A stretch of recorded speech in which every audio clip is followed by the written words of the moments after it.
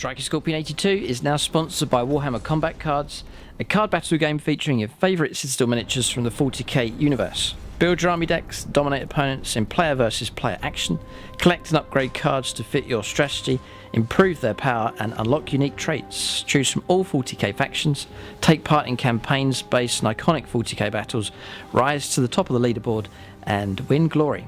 Free to download and play. Link is in the video description below or on the channel homepage, and by using the unique link it helps support the channel. Thanks and enjoy the game.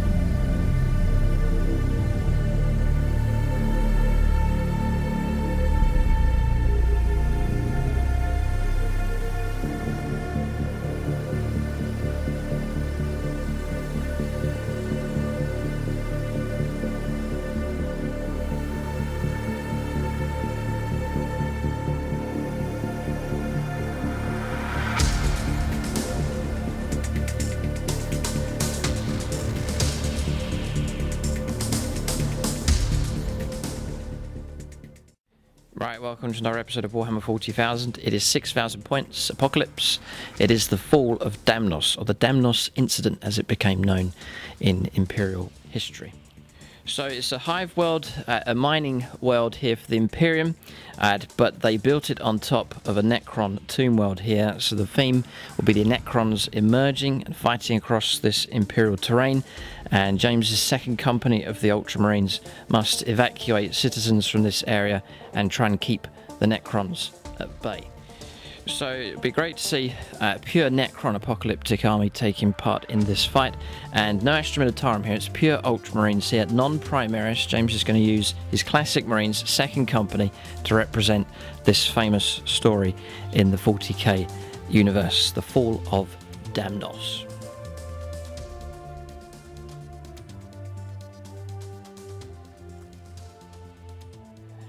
Right, so welcome to another episode of Warhammer 40,000. It's Apocalypse. We've brought Apocalypse back, and by popular demand, we're going back to regular 40k rules. So that'll be easier for us here. That means that we can just use our regular setup lists here, regular rules. We can just go straight into a large-scale game of Warhammer 40,000. So 6,000 points here for the Necrons. We're combining a number of forces together in order to generate that size of a force.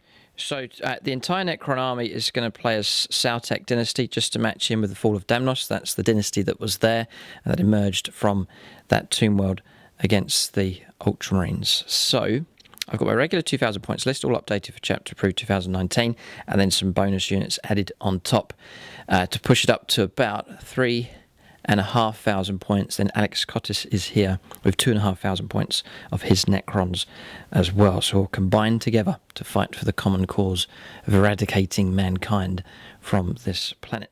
So I'll run through the list here for the Necrons. I get 3 command points for Battle Forged, and then 5 command points for Battalion, 1 command point for an Outrider Detachment, but I've taken that away because I have taken an extra relic here for this force.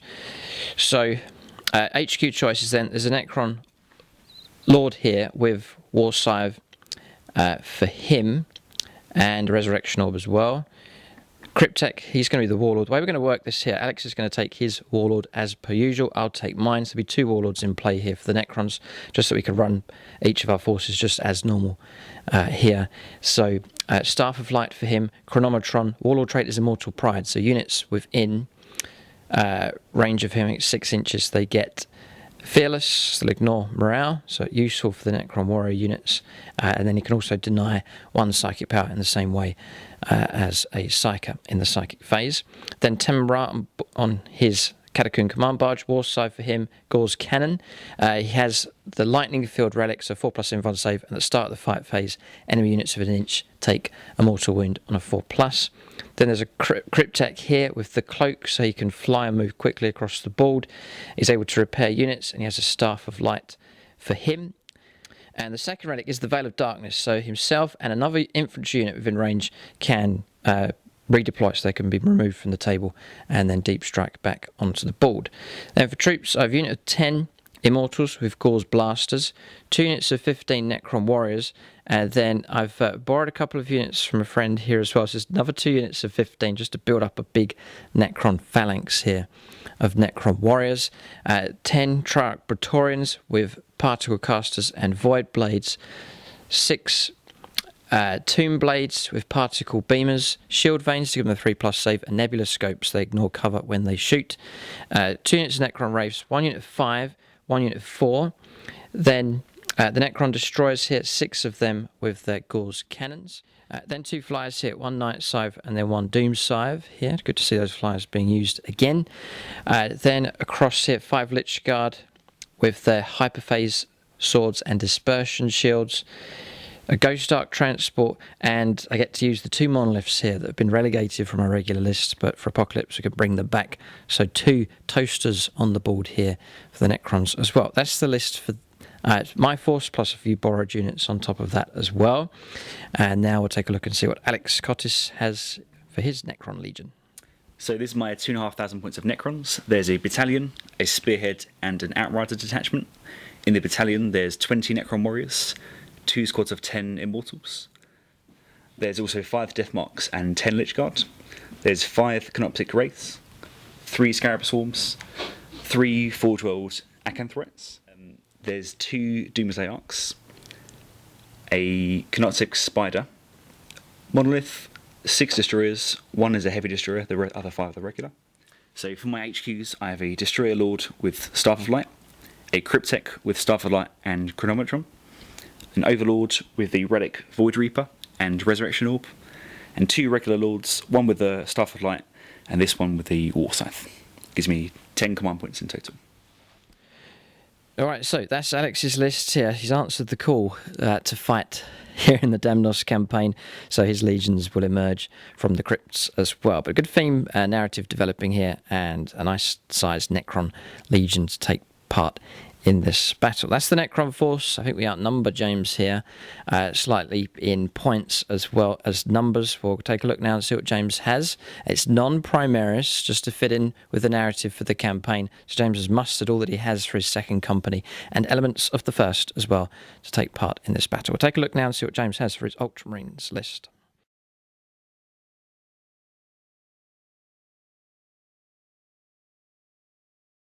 Alright, so just short of 6,000 points, we reckon. James has mustered all that he can.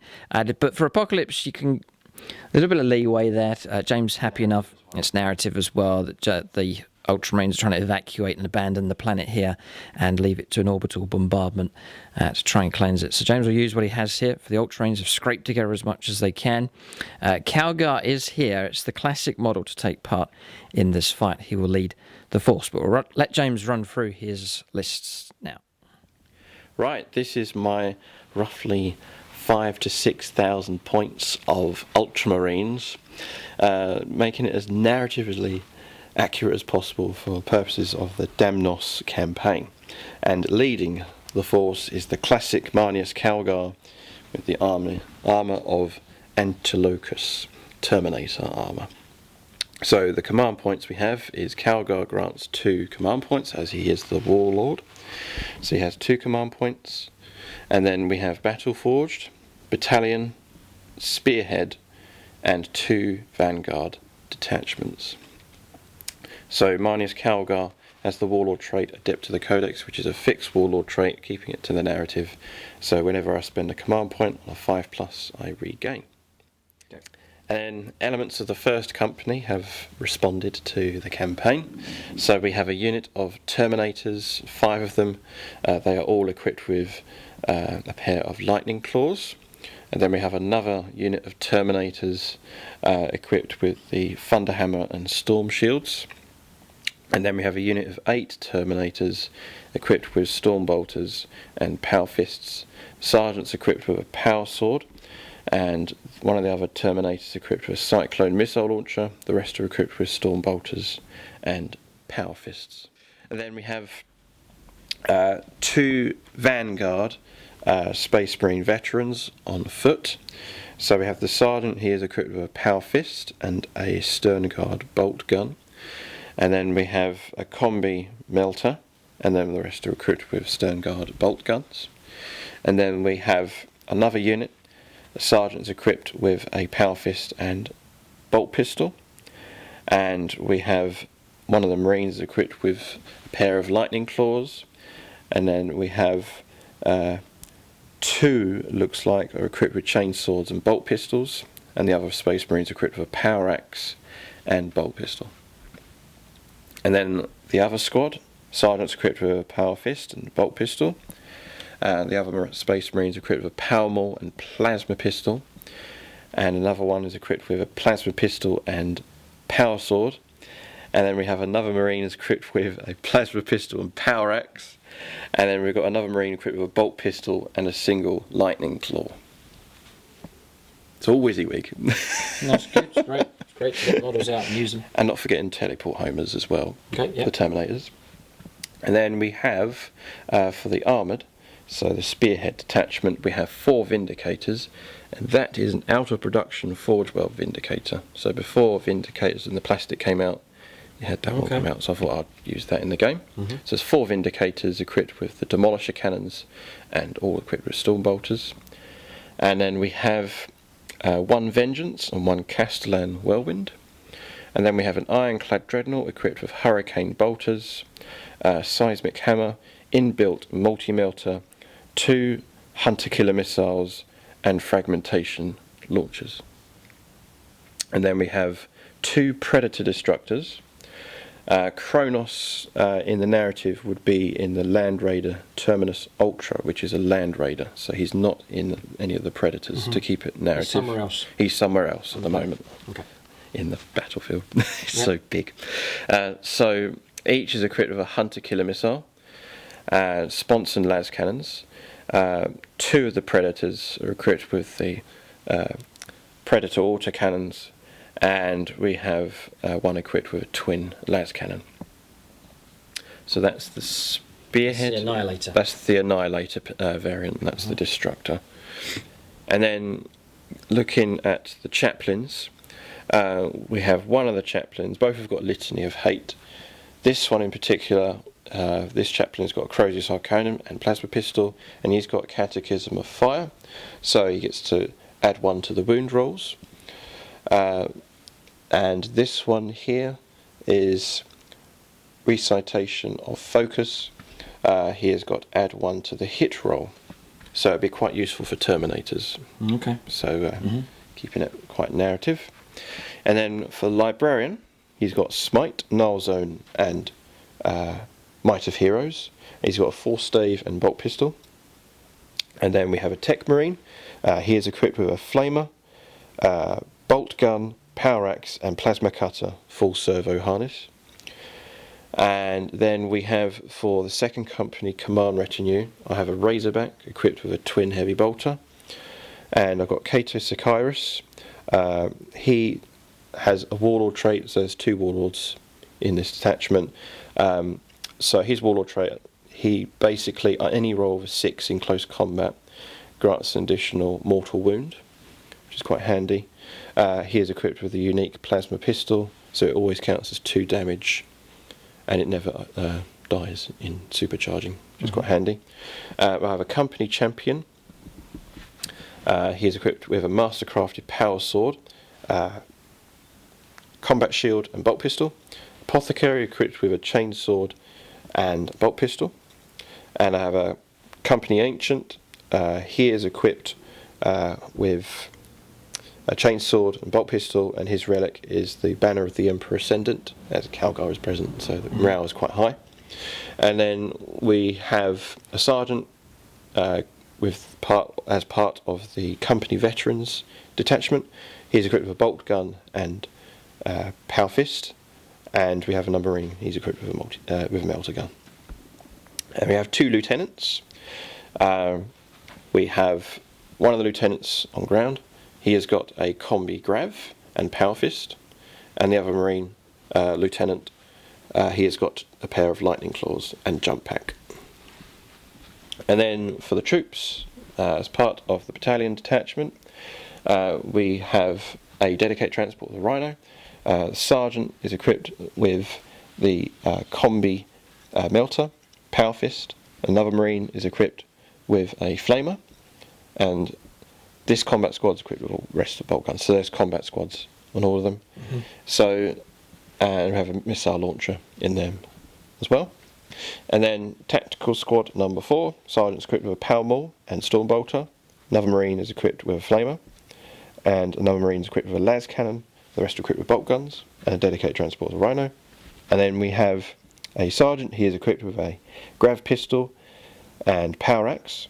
Another marine is equipped with a plasma gun. The other marine is equipped with a grav cannon, grav amplifier. The rest are equipped with bolt guns. Then we have tactical squad number 6. Sergeant's equipped with a plasma pistol, power sword, grav gun, and a heavy bolter. The rest are equipped with bolt guns and dedicated transports of Rhino. And then we have fast attack choice. We have the assault marines. Sergeant's equipped with a combat shield, bolt pistol, and thunder hammer. Another marine is equipped with a flamer, and another marine is equipped with a plasma pistol. The rest are equipped with chain swords and bolt pistols. And then we have space marines on bikes. Sergeant's equipped with a chain sword. The other 2 marines are equipped with a plasma gun and a melter. And then we have an attack bike. He is equipped with a heavy bolter. The rest are equipped with twin bolt guns. Then we have a thunder fire cannon in that detachment as well. Devastators, we have 1 plasma cannon, 1 grav cannon, grav amplifier, 1 heavy bolter, 1 las cannon. Sergeant's equipped with a chain sword and bolt gun and a signum. The rest are equipped with bolt guns. These are a full squad, so not in combat squads. And so's the assault squad as well. Yep. Then we have a dedicated transport for them as well. So we've got 2 Storm Ravens. Both are equipped with Hurricane Bolters and Storm Strike rockets. This one here in particular is equipped with twin multi-melters and an assault cannon, and the other one is equipped with a twin las cannon and Typhoon missile launcher. We have a Dreadnought inside the Storm Raven to give it flexibility. That Dreadnought is equipped with a Storm Bolter and multi-melter, and the other Dreadnought, he is equipped with an assault cannon, heavy flamer, and close combat weapon. So, that is roughly my 5,000 to 6,000 points of Ultramarines. Courage and honour. We march for McCraig, and we shall know no fear! Dear me. Alright, so that's James's list complete with the regular battle cry, even more amplified here for this epic game of Apocalypse. Well done to James for assembling his force. It's great. Apocalypse gives us a chance to resurrect units that aren't usually used in games here, such as James's veterans, his first company, Terminators being used, the classic Cowgirl, which James has been busily painting up, especially for this game. There it is, no Primaris here at all. This is before the Primaris came along, the Fall of DAMNOS campaign. Okay, so at this stage, I mentioned the Patreon. Special shout out to them, Marcus Anthony, Paul Cook, and Caldress123. They're supporting at gold level. And then you can check out the end credits for those supporting at silver level. And thanks also to those supporting at bronze. So those supporting at gold get their name shouted out in the battle reports and in Apocalypse games. And then those at silver level, the names go into the end credits as well. All the proceeds on the Striking Scorpion 82 Patreon page go to our SSWG War Games Club. That's where we're filming this game at the moment. And it helps them create more and exciting terrain projects that we can use in our games. So if you want to support a local club and to help out SSWG, then check out Striking Scorpion 82 on Patreon, and you can leave your donation there, and you may get your name shouted out in the battle report or in the end credits of the video. So that's the two lists drawn up here. We'll introduce the scenario here. Again, we're going to try and keep it narrative, and you'll see what kind of game we've mustered up here for this fight.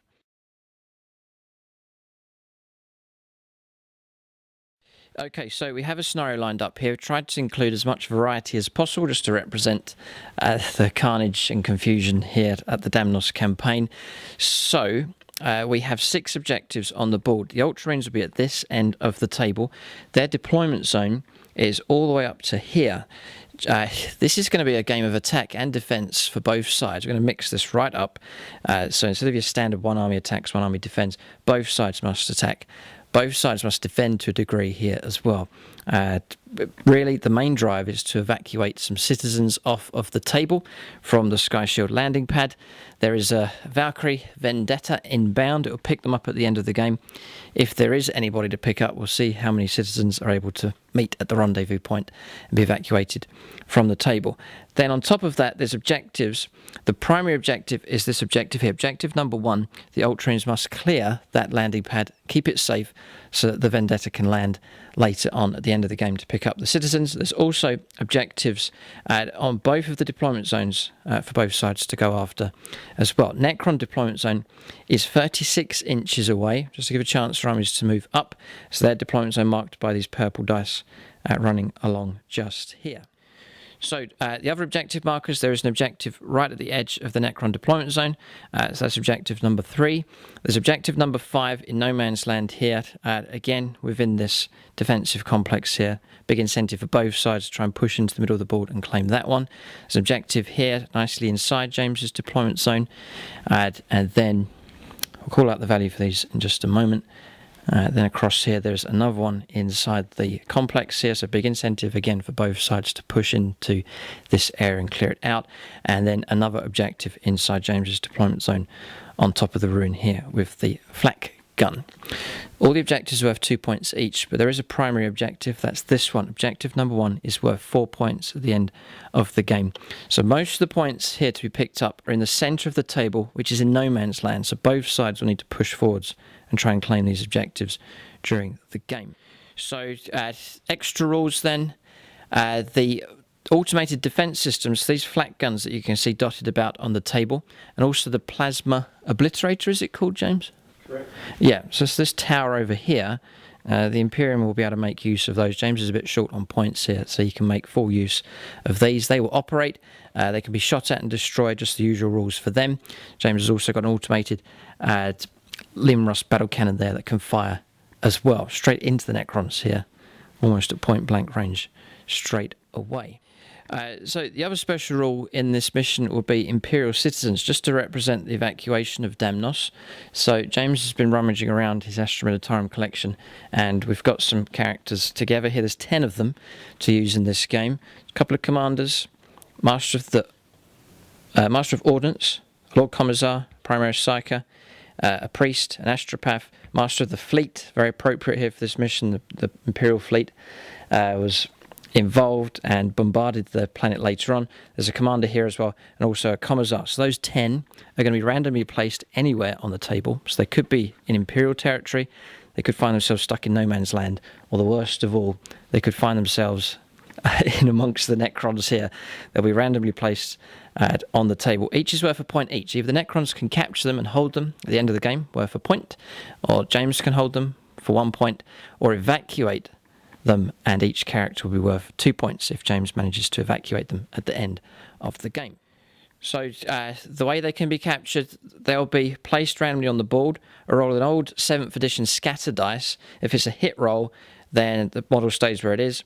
If it's an arrow marker, then it's 2d6 inches in a random direction as they run around the board not knowing where to go in amongst the confusion and carnage of war. To pick them up, you move an army into coherency. That model's then picked up. It can be moved around with that unit, going at the 6-inch move of that model. They can be passed around from one unit to the next. It can be put inside transports, is no problem. Yeah, we're saying that James can pick them up in his transports, but the Necrons, if you put them inside a monolith, they'd never come back again, would they? So we'll say the Necrons can't put them inside their transports, but they can drag them around and take them prisoner and pull them away deeper into Necron territory or wherever they need to go. So James may need to launch a few rescue missions here to pick up citizens during the game as well, just to add a bit of depth and variety to this battle. And then one more bit of extra for this narrative game. Each of us, Alex and myself, the 2 Necron players, will roll a dice at the start of the turn. If we get a 6, then we get a bonus unit turn up from the crypts, and that'll be revealed as the game goes on. Maybe nothing will emerge, but maybe we may have a few units pop up randomly on the table here as extra as well. That's the scenario then for both sides. Deployment has been marked out, so the next step is to place units on the board. We'll put one army on the table and then the next. So we've just rolled off here. James will deploy his force entirely. So you can place units into reserve, no problem. Everything will come on turn 2. Nice and straightforward for this mission. So things like his flyers and so on. That is the edge of his deployment zone.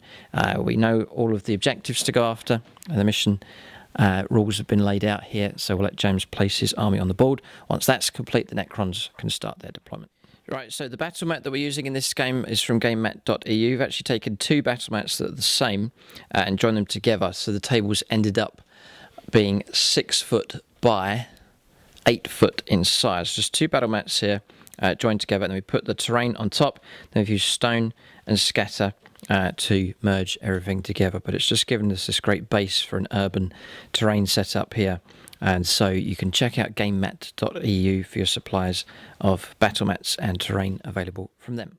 All right, so after the roll-off, the Ultramarines have deployed first. So from one side of the board here, James deploying right up to the edge of his deployment zone. Here, with the need to push through into no man's land to claim these objectives. So it's a tough one here for the Ultramarines, but it's a must here that they push through onto this Sky Shield landing pad and the other objectives as well. So Vindicator on this left-hand side. Bikers have been split into 2 combat squads. James can peel off and go and rescue citizens and so on. There is a Terminator. This is your teleport hammer just anchoring here. Just in case any complications happen. Yes, no, there could be Necrons arriving all over the place here. Tech Marine at the back. Predators taking a central position.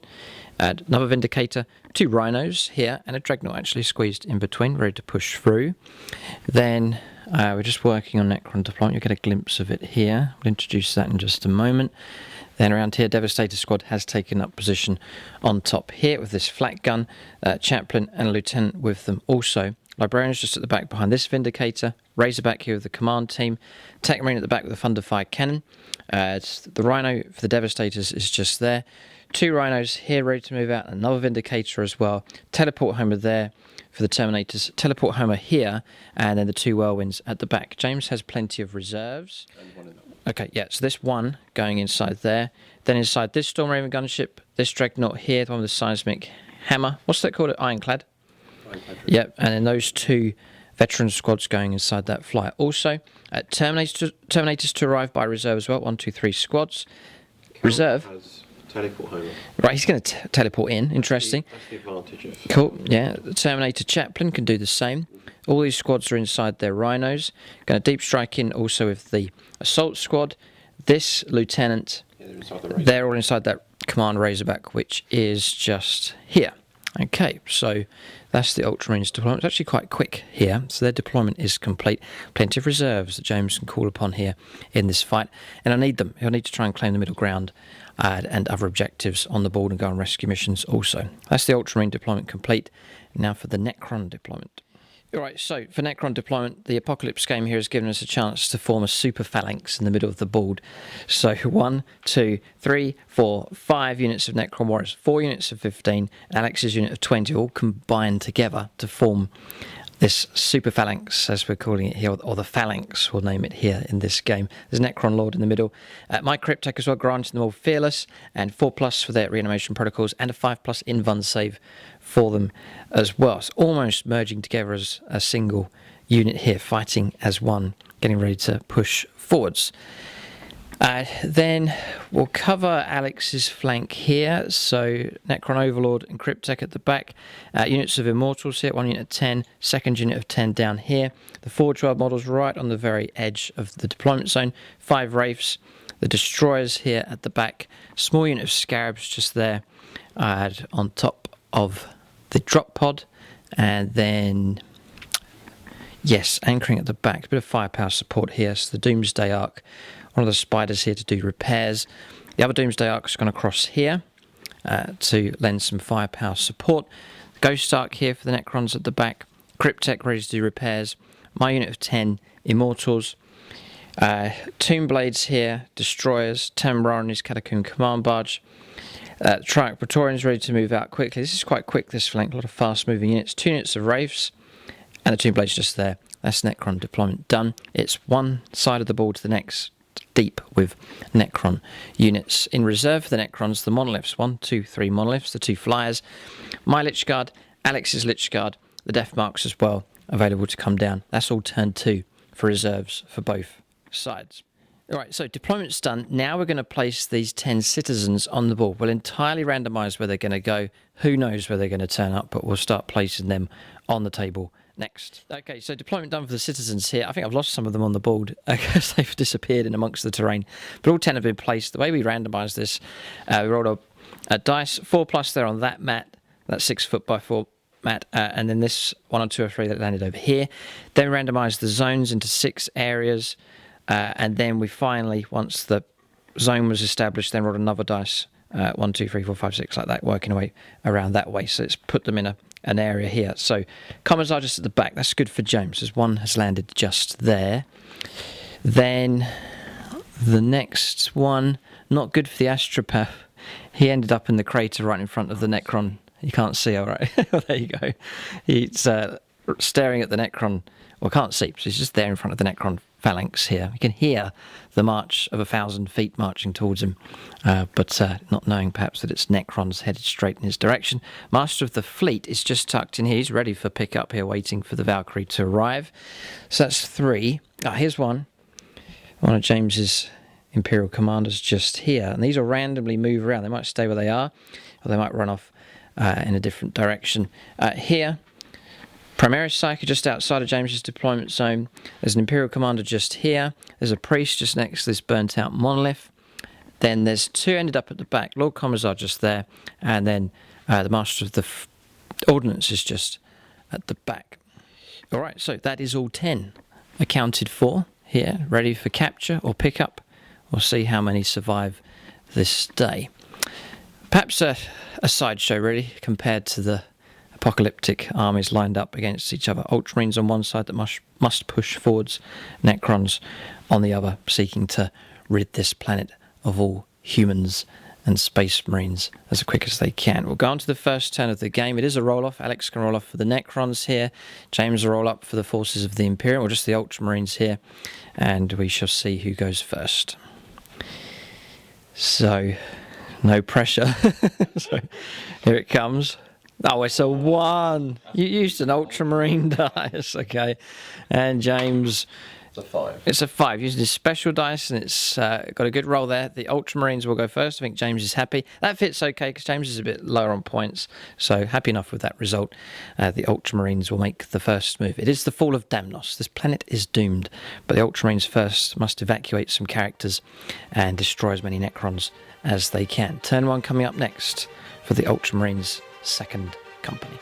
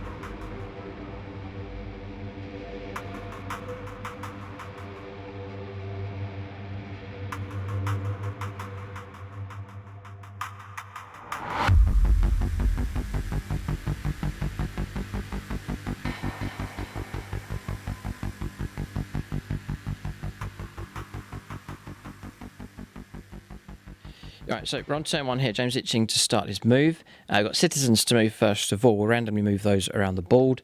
Alex's warlord trait is hyperlogical strategist, so once per game, is it? Battle, yes. Once per battle, we can reroll a failed hit roll, wound roll, or damage roll. And then also you can regain command points on 5+. That's whenever you or opponent, or Whenever I spend one. whenever command points are spent. Okay, so that's the warlord traits. Here we go. Right, so let's find some citizens and move them. This guy, what does he decide to do? He's going to run away from the Ultramarines. He's not realising that pickup's available. 11 inches, doing a sprint in that direction. So he's going to pick up by somebody. There's another one just in here. He's staying exactly where he is. He's quite comfortable in amongst the two whirlwinds. He could run away. He won't run off the board. He'll have to stay where he is. And then the next one here upstairs, the Lord Commissar, decides to head downstairs. This is all very logical here so far. Okay. We're looking for a primary psyker. Here he is. So here comes his roll. And he's 6 inches headed across. He's going to take shelter behind here. It's random, but it's all logical at this stage. The priest next to the monolith. What does he decide to do? He's going to stay exactly where he is, frozen in fear. This guy. The Lieutenant Colonel. Now, logically, you want to roll double 6 in that direction. He's rolled double 6 in this direction, idiot. Well, he's like, come out, 12 inches. Surrender. No, he's marched out and surrendered here to the Necron Immortals. Put him in base contact. He's been captured. All right, so captured and picked up. That's a victory point to us if we can hold on to him. That might be a rescue mission required here. This commander. The general. Goes that way. 3 inches, just run along the edge of the ruin. Disorientated here, not knowing what's going on. Yet the blind astropath. Do feel a bit sorry for him. He's decided to roll double 6. Towards the quad gun, which will fire. Straight towards the quad gun. There you go. He's decided to arm the... Well, hang on. He's blind. He can't... He will not be able to fire in any direction. Blessing him. Here he goes. Straight across there. Okay, some bizarre movement. Yes, the Master of the Fleet is here. Where does he decide to go? Going that way. 7 inches along the battlements, along the line. Okay, and then we have one more left. If we miss any, we'll just leave them where they are. But I think we've got them all. This is number 10. The commas are at the back. And James are all up for him to see where he goes.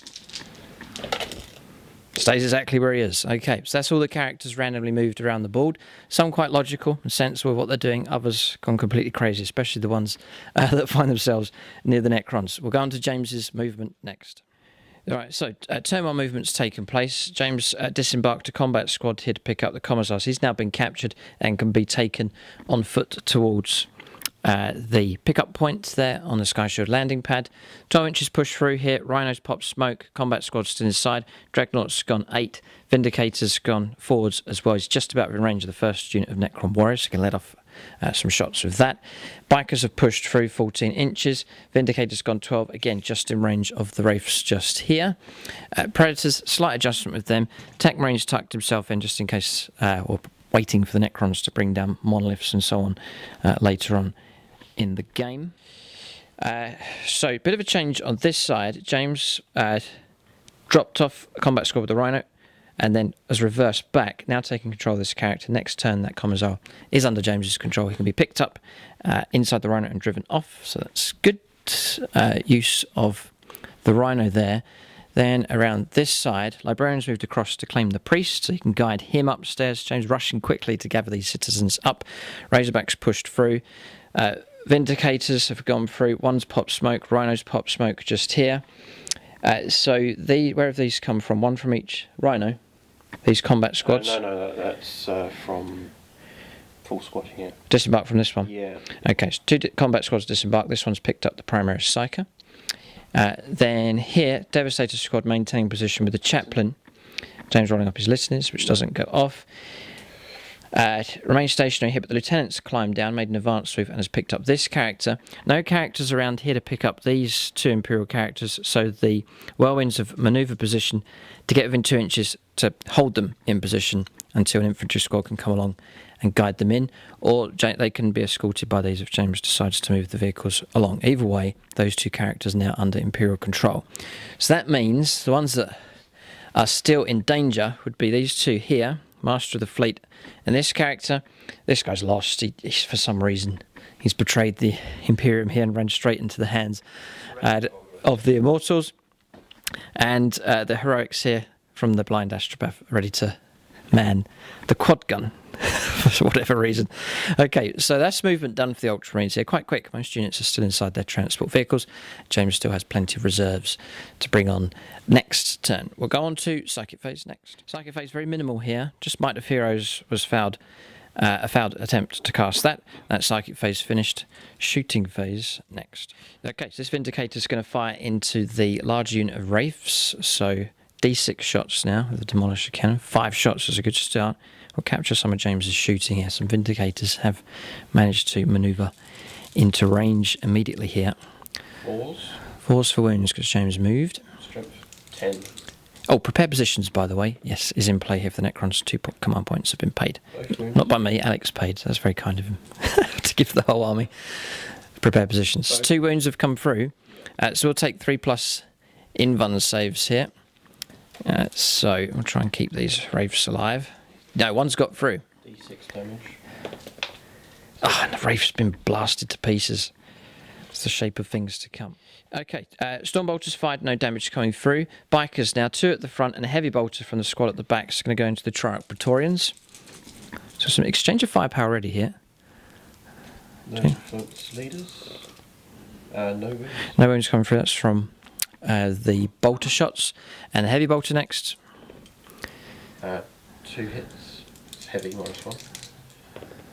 1 wound. 1 wound, okay. -2, it's heavy. Devastator.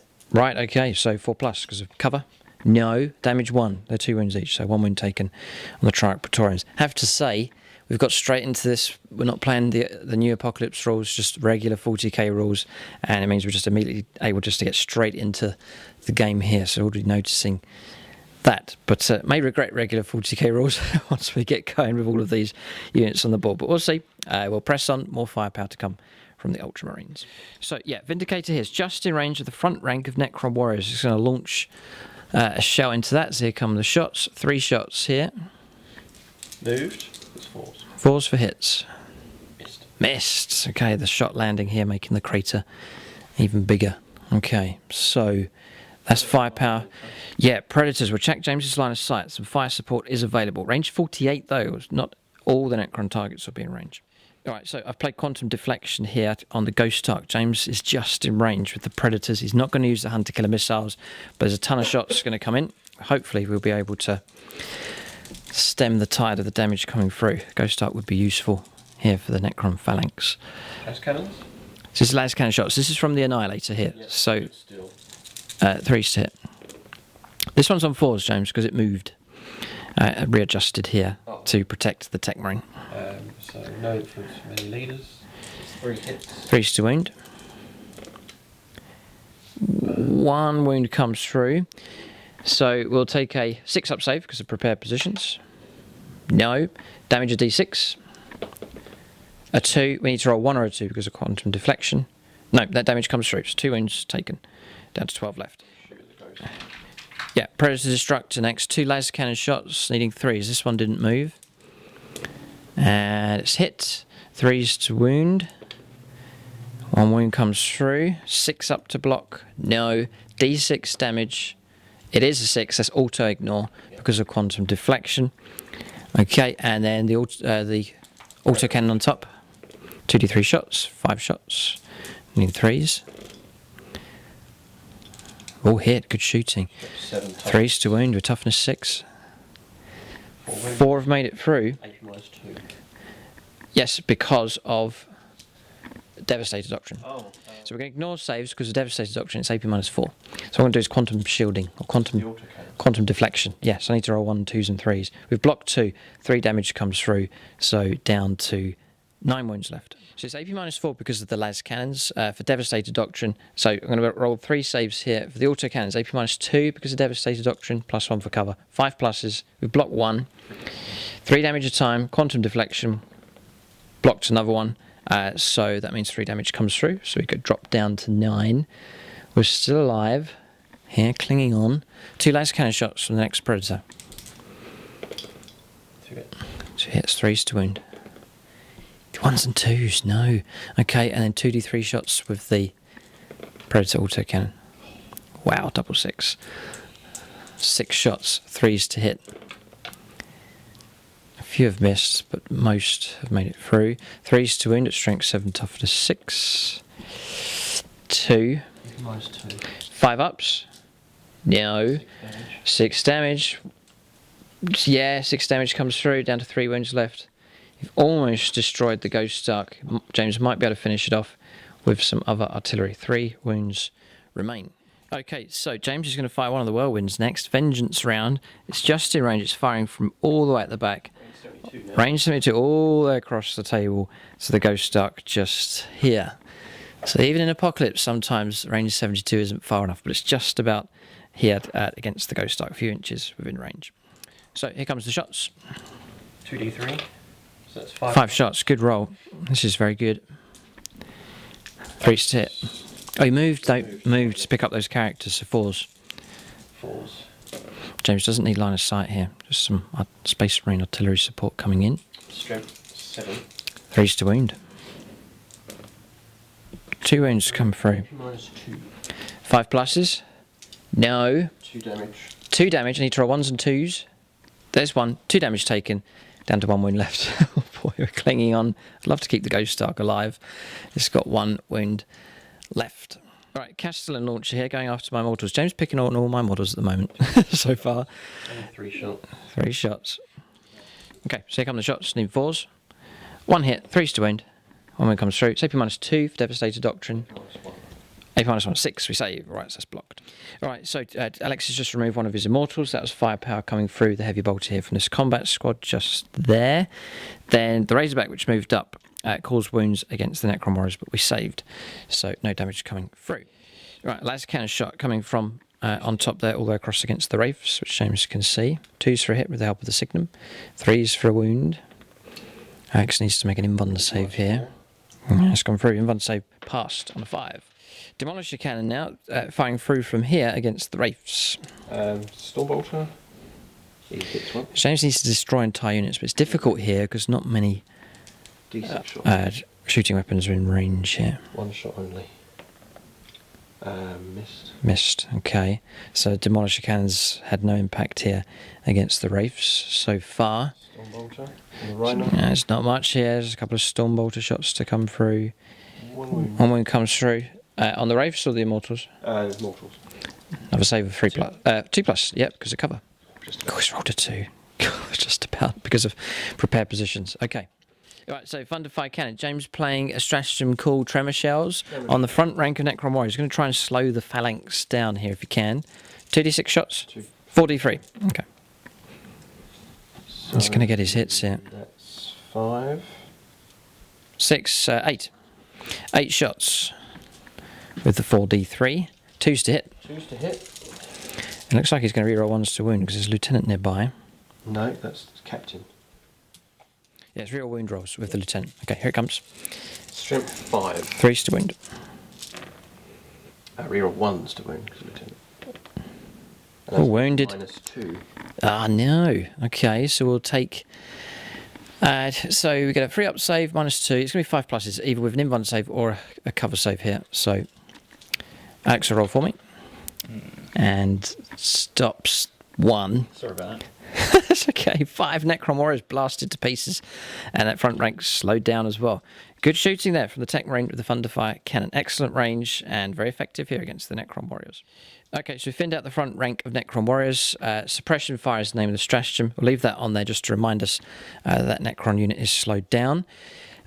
So all that's left now really is the automated systems. We'll get their firepower resolved and that'll be shooting phase finished. Okay, so automated firepower complete. This one caused no damage, firing through against the Triarch Praetorians. No hits from that one. 2 hits came through here, 2 wounds, 1 failed save. So one of the Triarch Praetorians brought down here with a point blank fire from this automated system as the Astropath takes control of it just there. 1 more Necron Warrior from the front rank brought down. That was firepower from the battle cannon. Firing through.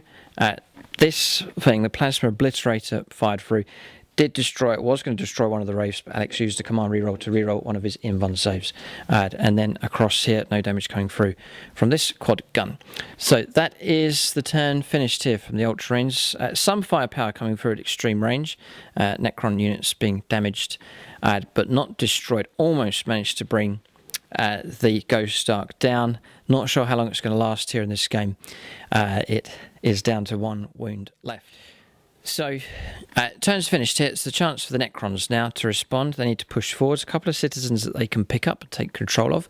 But really, the game will hinge on claiming this ground here. The Ultramarines have moved in quick and have swept into this area. So the Necrons will need to launch an assault as quick as they can. We'll go on to turn 1 now as the Necron Legion prepares to start its advance.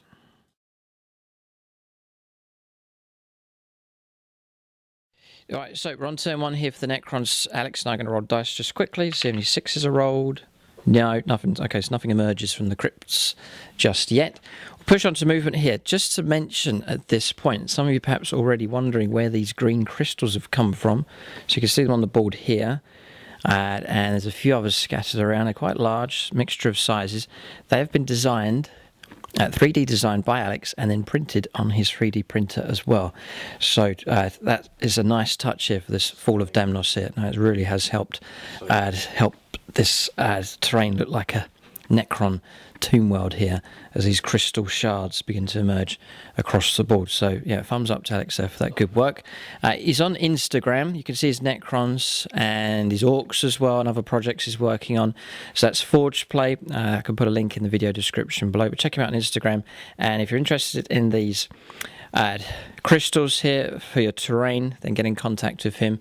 He's also done them in red and he's even done accessories for his monolith here. So the crystal you can see glinting in the sunshine, and the portals and so on, all that's been 3D designed and printed by him. Also, but get in touch with Alex at Forge Play on Instagram if you're interested in those bits. Alright, so movement for the Necrons has taken place. Reefs have made advanced moves. They've rolled higher. They've pushed right up here. So it looks like we may well see a charge take place. We could play a stratagem on the Reefs that lets a Canoptic Wraith unit advance and then charge. So Bikers or the Vindicator may well be in trouble. Triarch Praetorians have advanced, jumping up and over. About 8-9 inches moved here of these destroyers moving through. The Lord's moved through and has picked up the Astropaths. He's now been captured deep within the Necron lines. That's going to be awkward, difficult for the Ultramarines to try and rescue him. Immortals have advanced. It's Sautech Dynasty here, so we can advance. And then our rapid fire weapons count as assault, so we still might be able to get some shots from these advancing units. Tamraz moved up, only managed to restore 1 wound on the Ghost Ark. It's moved ahead, but 1 wound restored there with the Cryptek. And we've pushed it up. The Phalanx has advanced. It has been disrupted here. The front rank unit has gone slowly, and they've maintaining coherency and parted gaps in between so that other units could push through. So the Legion's pushed forwards, but the main move has been 7 inches at the front. I reckon we could have gone a little bit further, but James has disrupted the Phalanx to some degree, but he certainly hasn't stopped them. They continue to push ahead. Alex's movement here. The destroyers have jumped up and through. The 2 units have advanced for the Necron Immortals. These have reached the barricades. A good roll made for them. Characters moving up. Cryptek, Lord has moved up, captured this character. I captured this character. So 3 of the characters have fallen into the Necron hands. Master of the Fleet's still there. I wonder which way he'll run. Or whether he'll stand frozen in fear, we'll have to see.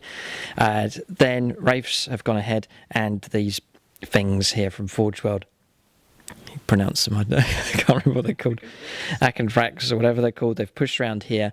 Be interested to see. You've never played against them, never seen them before. See what they can do in this game. So movement's complete here for the Necrons. The entire Legion has advanced across the board, rushing towards these objectives. If the Necrons want to win this fight, they've got to capture these central objectives here to stand any chance. And in turn, James has to get these central objectives and evacuate citizens to seal victory for him in this evacuation narrative game. Everything to play for here at the stage. We'll go on to no psychic phase, straight into shooting next for the Necrons on turn 1. D6. D6 shots. It's this Doomsday Ark can fire through. It can see through the gap against James's central predator. So it's very random though. D6 shot. Oh dear, it's 6. Good start. Okay, brace yourself. Here comes the firepower. 3s to hit. He hasn't moved, so 3s. All hit except 2. And then Strength 10. 3s to wound. Ooh, 2 wounds come through. -5, isn't it? Yes, 4. Yeah. So it's just straight 2d6 damage. 7 wounds taken. Predator's taken a serious hit, but not destroyed. Hold it right there. Command reroll. Here it comes. Turn that into a 9. Okay, so 2 wounds left. That Predator is in serious trouble. Okay, he's going to go for the Vindicator with this one. So you can see straight through there. You can see the Vindicator just tucked in between the Sky Shield. Yeah, James is marking up the wounds. 6 shots again. What a start here. Thanks for joining in today, Alex. This is good. Okay. So 3 hits have come through. 3s for wounds. 2 2s. No, disaster. 1's come through. AP -5. And then James can do nothing about it. And then it is 5 wounds taken on that Vindicator. Not bad. Good artillery support coming in for the Necrons here from these Doomsday Arks. Right, next unit to fight. I'm going to move on to my destroyers here. Going to put 3 into the front unit of Bikers, 3 into the back. I've played Wave of Command on them. Extermination Protocols as well. So they're going to reroll the hits and wound rolls. So 9 shots on the back unit of Bikers. That's the unit with the attack Bikers. We'll reroll these 2 misses. They've all hit. Strength 6. Toughness 5 on the Bikers, so 3s to wound. And it's all rerollable as well. This nasty Necron stratagem. They've all wounded. Here it's AP -3. So James needs to make 9 saves. Oh, he's just played a card here. Check the wording. Skilled Riders. Okay, see what this does. Yeah, James moved. So he gets 4+ in 1 save. So 9 saves of 4+ on this back squadron here. So 4s or more. Just trying to keep the Bikers alive. Oh, no, not so good. No, you can tell by James's reaction it's not such a good roll. So we'll be rolling up the damage here. 6 have gone through. I think this back squad's in trouble. D3 on the first biker, just 1 wound. So 2 wounds each, so we'll lose 2 dice. The next biker is a goner. The next biker is a goner as well. And the attack bike takes 4 wounds. Destroyed. So that's those eliminated. Right, so unit eliminated. The next 9 shots into the front rank. So we're rolling up here for our hits. They've all hit. 3s to wound. And we can re-roll all of these for the stratagem being used. So those wounds have all come through. That is 7 saves of 6+ that James needs to make to try and protect these bikers here. Vicious firepower from the Necrons. Perhaps an advantage for them going second. With the Ultramarines moving forwards, it's enabled us to get more guns in range. So 7 saves of 6+ required here. James prepares his dice. It's on the other side of the table here. You save 2. Take 2 away. 5d3 damage. First one destroys a bike. Next one doesn't destroy a bike, and then we'll take another dice away for an auto kill. Next one destroys a bike. And the last one destroys a bike. So 1 biker remains out of 5. So James just cursing the destroyers here. No wonder this planet's been evacuated. It's not a good place to be if you're a Space Marine. But Necron's vicious in their pursuit. Maybe try and finish this biker off. Maybe fire the Triarch Praetorians next. Yeah, 4 wounds have come through. Just rolled up here. So no minus on the AP. 4 saves of 3+. Died, he's gone. Bikers, it's nice to bring units out for Apocalypse, but they've lasted not very long at all. They're gone on turn 1. But such is the nature of Apocalypse. Units don't last too long when firepower is heaped upon them. Okay, so I think Alex is going to fire his unit of destroyers next. So what we've said for this mission, agreed before the game began, we've adapted the rules slightly. Each of us are commander of our own armies. We can use stratagems 1 time each in a turn. So each of us gets a command reroll, for example, and each of us is going to use this extermination protocols. And to keep it fair, James can use any stratagem twice in a turn if he so wishes as well. So extermination protocols being used again. Alex is going to check his range to see what targets he can go after. Might want to try and pick on one of these vehicles here. Right, so they're all in range. They're going to go after this Vindicator just here. Heavy destroyer. I'd love to see this.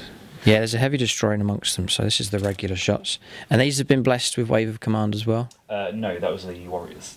He's giving it to the Warriors. Okay, so on 3s to hit and re-rolling all misses. Just the 1 misses come through. Still very, very reliable here. It's about the best stratagem the Necrons have. It's very powerful. 1 CP. For 1 command point, yeah. 5 to wound. Yeah, 5 to wound, and it's re-rollable. That's the vital part here of this stratagem. So there's a few have come through. James can prepare his saves. There's 4 so far, and another 1. Okay, 5 required. Toughness saves. Yeah, 5 required. -3, so 6s. James blocks 1. 4d3 damage. It'll take a fair bit to bring this vehicle down. It is 6, 9 wounds taken. Vindicator's still alive, but heavy damage caused. Heavy destroyer. Heavy destroy. It's not over yet. James is almost able to celebrate here. 1 shot which has missed, and it's still missed on another 1. Okay, the Vindicator escapes. Alright, so we'll press on. More firepower to come here for the Necrons. Okay, so shooting is actually complete here for the Necrons. We've resolved the rest. Tomb Blades fired across here, put 2 wounds onto this Vindicator. It's down to 9. This Vindicator is now down to 1 wound left. Couldn't quite destroy it. That was firepower coming in from these destroyers. Firepower coming in from these Necron Warriors, multiple units, all the models in range 24, and with a line of sight, so that Vindicator couldn't quite destroy it. Then Terran Ra managed to put 3 wounds on that Vindicator as well. Then around here for Alex's firepower, this Vindicator's been reduced down to 1 wound remaining with the firepower that came through from here. And anything else? Any other kind of damage at all? It's really range 24 is the danger range for Necrons, so a number of James's vehicles being caught out at that range. So, turn's finished. There possibly will be some charges here. We'll go on to charges and Overwatch next. Alright, so charges have taken place. I paid 2 command points for adaptive subroutines. Here made the charge in. 2 wounds were caused, the Demolisher Cannon. But we passed 2 invuln saves. The Reefs have made it in, charging 7 inches. And then across here, Again, Alex played the same stratagem here, burning through our command points very fast. I've got 4 left, Alex has got 5. So Necrons have used up half their command points already, but these have charged in, making contact with the Vindicator, and may well be able to swing around and tap into this Rhino as well. So that's the 2 charges that have taken place. We'll get these combats resolved next. Okay, so Alex's piling move's been made. 6 attacks into the Vindicator to try and finish it off, needing 3s. All of them. Oh, wow. Necrons are up for the fight here. 5 to wound, strength 5. This is the key. Can any of these wounds come through? 3 do. And it's -2. So 3 saves of 5+. Vindicator's gone. 6 damage taken. Does it explode? No. Alright, but Vindicator destroyed. Here. Then 6 attacks into this Rhino, needing 3s. All hit again. It's a hyper unit of Reefs here. 5s to wound. 5 6s and a 5 against this Rhino. That's the best result I've ever seen from 2 Reefs. They've maxed out on their hits and wounds. So James has to make 6 saves of 5+. Otherwise a Rhino could be popped here. Necrons are on the rampage. So 5+ is required here. Nasty stuff from the Necrons. Saved 1. That means it's 10 wounds. How many wounds does a Rhino have? 10. Oh, no, Alex has popped a Rhino as well. 6+ to see if it detonates. No. All right. Is anyone inside? No. It's empty. Okay, just remove it from play. So, consolidation move made. Now the Reefs are forming a screen here to try and block and protect the other units moving up. So, a deadly attack here by the Necrons on this flank. We'll go around to the other flank now. Again, Necron Reefs charging in against the Vindicator. All right, so 12 attacks into this one, needing 3s. I don't think we'll beat the skill of Alex's Reefs here, but we've got a nice lot of hits. 5s to wound. Just the 2 come through, so James can make saves here of 5+ on this Vindicator. Save 1. Just 2 damage being caused, so down to 7, still very much alive. That's the combat's resolved here across the board. Yeah, James can fight back here quickly, needing 6s, 2 6s.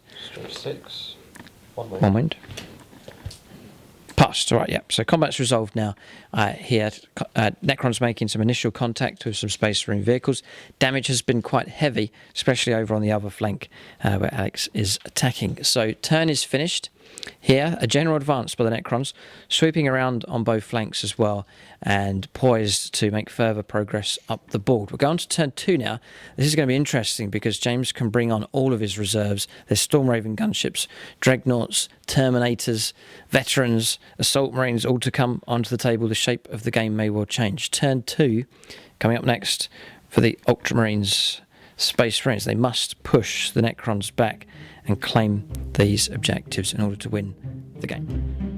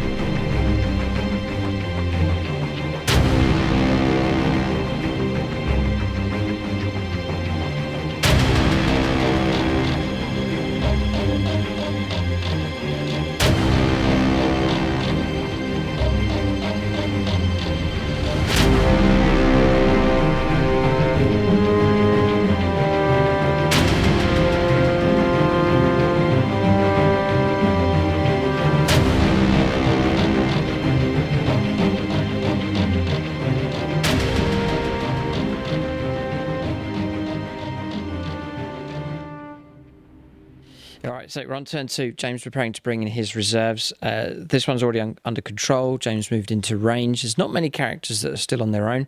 Astropath's been captured. Master of the Fleet, actually, James can roll up for. There he is. He's in the middle here of the defensive line. So he's just there. We'll see what he decides to do. Here comes the dice roll, 2d6 and a scatter. He's running away. Right, sensible. 5 inches, that's roughly going to be to here. So we'll run him just to there. So away he goes. He's headed off towards the evacuation site. Characters have all been picked up around here. Which I think he's the only one. All the characters here are all under control. Yes, it's all a case of escorting them to the landing pad. Whether you do it now, it doesn't look particularly safe at this point. But we'll see what James decides to do. Okay, so we're going to movement now for the Ultramarines on turn 2. Alright, so movement for the Ultramarines here on turn 2. Pulling out of combat with the Vindicator. Assault Marines have arrived. All reserves must arrive on turn 2. That's the way we're playing this mission. So these have turned up here, just over 9 inches away to try and save the day here on this left-hand flank. Dragnets pulled back and has swung around 8 inches in this direction. This combat squad's remained where it is. This severely damaged Vindicator has pulled back. This Rhino's moved around, making an advanced move with the Commissar inside, so headed off towards rescue on the landing pad. Predators maintaining position. 3 wounds restored on this one, so good work there from the Tech Marine. This Rhino that was underneath here has made an advanced move back. I think it's headed off to pick up characters that need to be rescued at the back near the Whirlwinds. Terminators have turned up here, the ones with the lightning claws. A number of units have turned up on top of the Sky Shield landing pad. We'll go around this side here. You can see. So the Space Marines tactical squad that was inside the Rhino, they've got out and gone on top. So 10-man squad, 2 units of 5, isn't it, combat squads. Unit of 8 Terminators has arrived. Calgar's turned up with them as well to hold the landing pad, and then some vital firepower support. The 2 Storm Raven gunships have moved through. They're carrying the 2 Dreadnoughts and the veteran squads inside at the moment. Disembarking from this Rhino, 2 combat squads have gone up here on top of the Bastion. This Vindicator, James just removed the smoke from last turn and has moved it round. Librarian shifting across here. Is that Kato Sicarius? That is correct. Oh, he is here. I'm wondering where he was. He's just there. So he's disembarked from the command Razorback. The Apocrypha is disembarked, has picked up the priests. Now he's taken control of him. Quite close to the landing pad, so hope of rescue for him. Lieutenant's still inside here with the picked up officer from the Astra Militarum. Terminators with the Chaplain, Thunderhammers and Storm Shields just over 9 inches away, preparing to try and cleanse the Necron Reefs from this area. Then units have gone inside this. It can hold up to 20 models, so the whole tactical squad's gone in there, and one of the characters has taken shelter inside temporarily as well, just trying to keep him safe. Alex then deployed the death marks on the board. They shot and missed. Okay, so they've turned up there. Then Devastator squad holding position. Chaplains with them.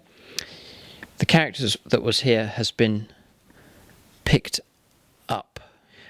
Right, okay, the character that was here is inside the Rhino with the lieutenant's been picked up and advanced and headed off in this direction. So James organising these characters quite well here, getting them to head towards the landing pad.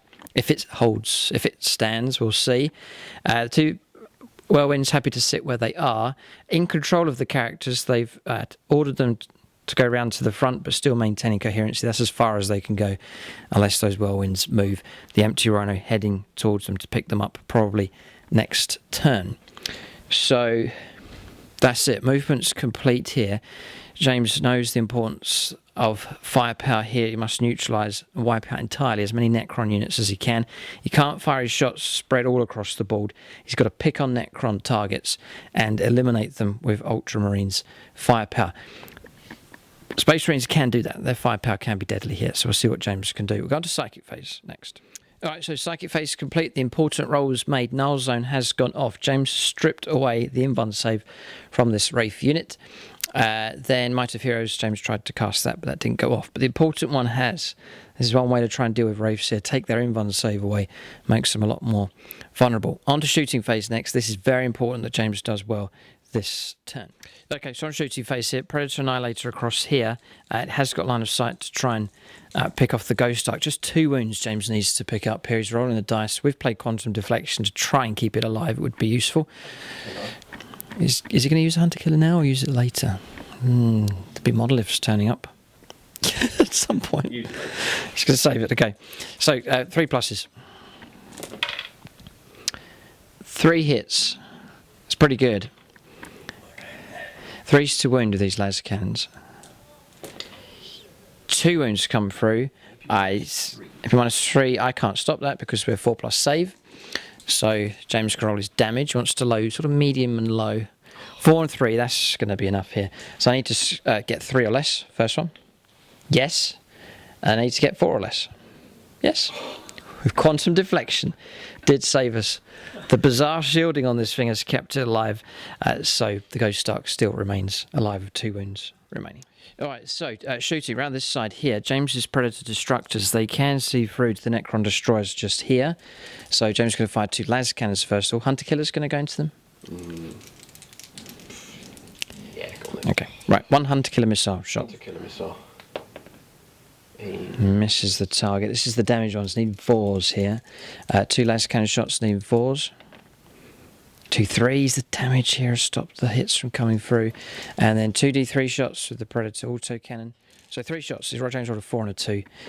So that's all hits, well done. 3s to wound. They were wounded here.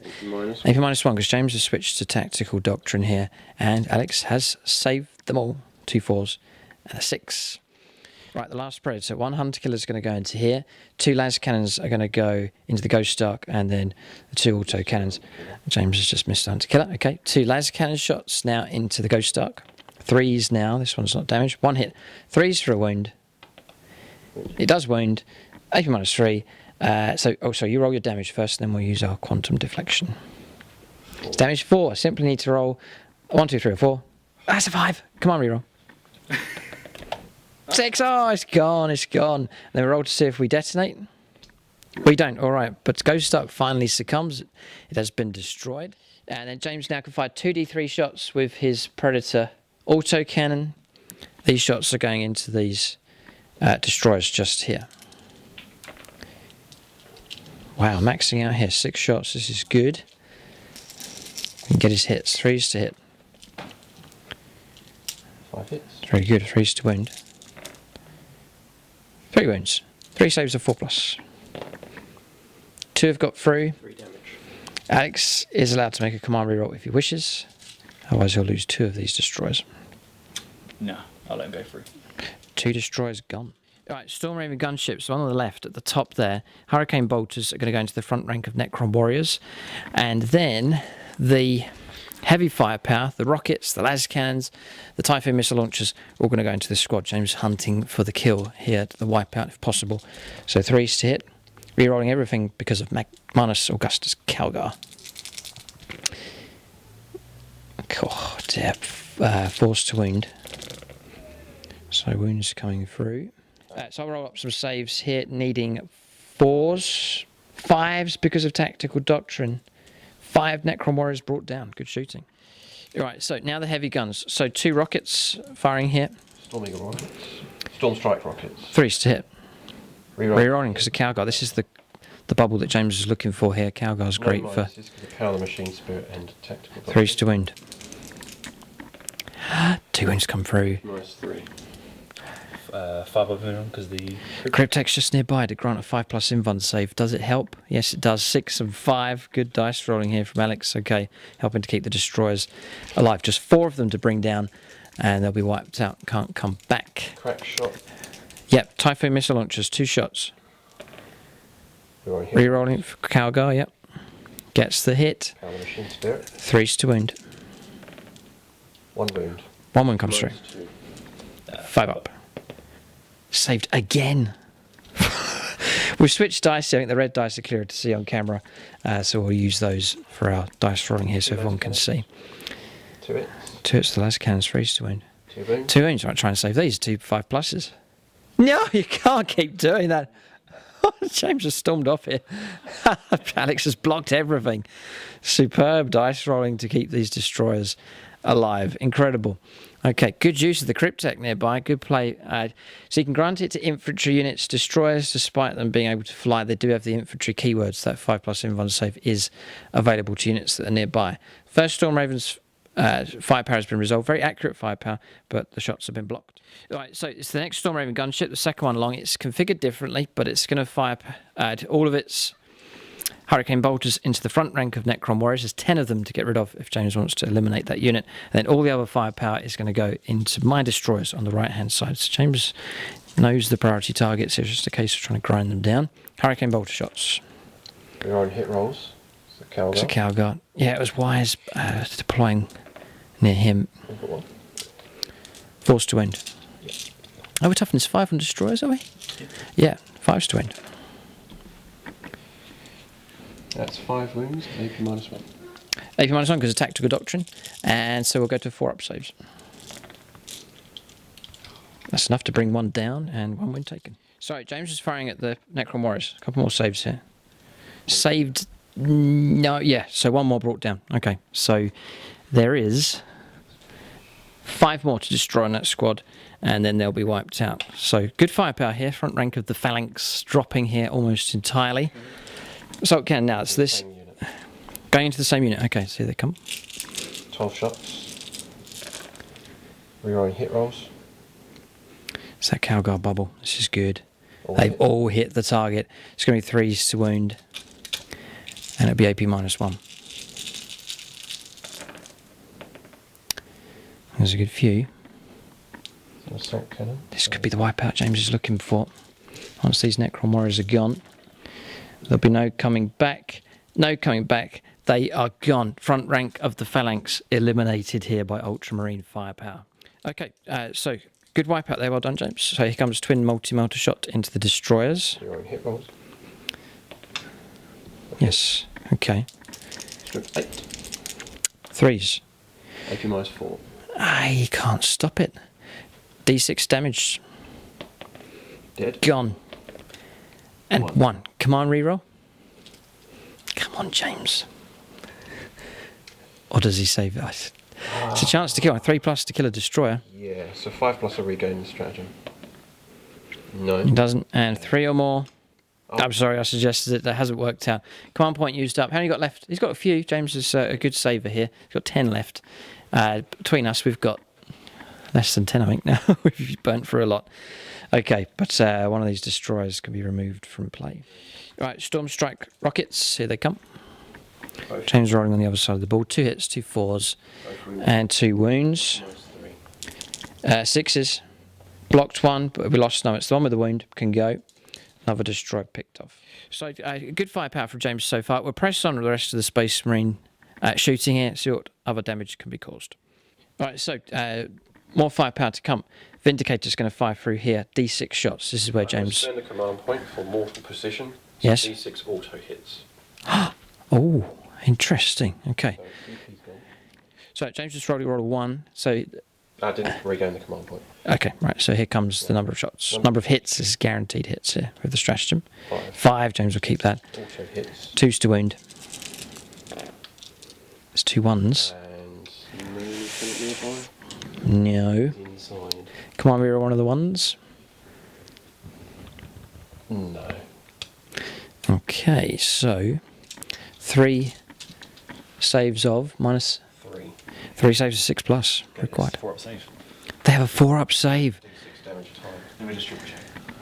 Okay. Yeah, so it is a 4-up save, so no save allowed at all. Remember, the invuln save's been stripped away by the librarian, so D6 damage. Got him. Next one. Didn't get him. Got him that time. Okay, so 2 Reefs destroyed here. Right, so models removed from play here. Alex has removed this one. This unit is now outside of 6 inches, so the invuln save's back up here. So 3+ invuln save returns here. The 3 models that are left, null zone no longer affects them. More shooting to come here for the Ultramarines coming up next. So pressing on with the shooting for the Ultramarines, it's been pretty good actually. Some impressive results coming through, and the Ultramarines not finished yet. Firepower for this is able, it's Ultramarines able to pull back and still shoot at -1 to hit rolls. Because of the damage, it's 6s to hit. Stormbolter fired through here. Demolisher Cannon did manage to take out one of the Tomb Blades. Pistol fire from here, plasma pistol, bolt pistols firing through. This combat squad that stood still, and firepower from the Dragnot, managed to bring down one of the Reefs and put a wound on another. So now 3 of those left in that squad. Calgar managed to pick off one of the Triarch Praetorians.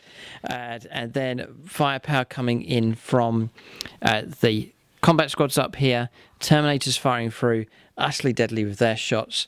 Brought down a second rank of Necron warriors. First rank was eliminated as well by firepower coming in from the Stormraven gunships, and then also one of the combat squads managed to finish them off. So this is an excellent result here. 2 ranks from the Super Phalanx have been removed from play. There's still 1, 2 ranks of the silver ones left, plus Alex's large unit of 20, but James has chewed through about 1/3 of that super formation in the middle of the battlefield. It's the firepower from the Terminators, 4 shots each, and then with Tactical Doctrine AP-1, it's been cutting the Necron warriors down.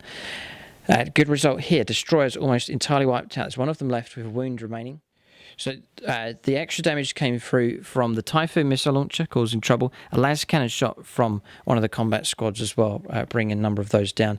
And then a whirlwind has fired the Vengeance rounds, has put 2 wounds on the last model. And James may well use the last whirlwind to try and pick off the last wound to get the vital wipeout here against this destroyer unit. So James will roll it now. Here comes the Castellan rounds. Yep. Yeah, just trying to pick off 1 wound. James has rolled a 1 and a 2. It's just 3 shots, needing 3s. They're all here. And 6. 3's to wound. Sorry, strength 5. 4's to wound. 1 wound's come through. -1. No. Got a command reroll, needing a 4+ to stay alive. It's a 5, hold facing, just about managed to stay alive. It has to be done. James is going to switch target. With the Thunderfire cannon, he was going after these, but he's going to switch over to this to try and pick off the last wound. It's so important you get the wipeout here. So 4d3 shots coming through with the Thunderfire cannon. So here it comes. 6. It's rolled well. Lots of shots coming through. Now James needing 2s to hit here. It's manned by a superb gunner here. The Tech Marine will guide its firepower in. Very precision, long-range firepower here against targets that you don't need a line of sight to with the weapon. So 2s for hits. This is good. And the strength. This is important. What's your strength? 3's to wound. Catechism of fire. 2's to wound. 2's to wound with the help of the chaplain. Excellent. There's a lot of wounds. Yeah, we're gone here. It's 4+ because it's AP-1. Destroyed. Unit of destroyers is removed from play. A cheer goes up from the Ultramarine line. They know how deadly this unit can be. If we had have survived, just for interest's sake, we'd have resurrected 3 of them. So James would be glad to eliminate that squad. Destroyers are removed from play. Good result there for the Ultramarines. Right, so firepower on this side for the Ultramarines. So missile launcher from here fired down and took out one of these.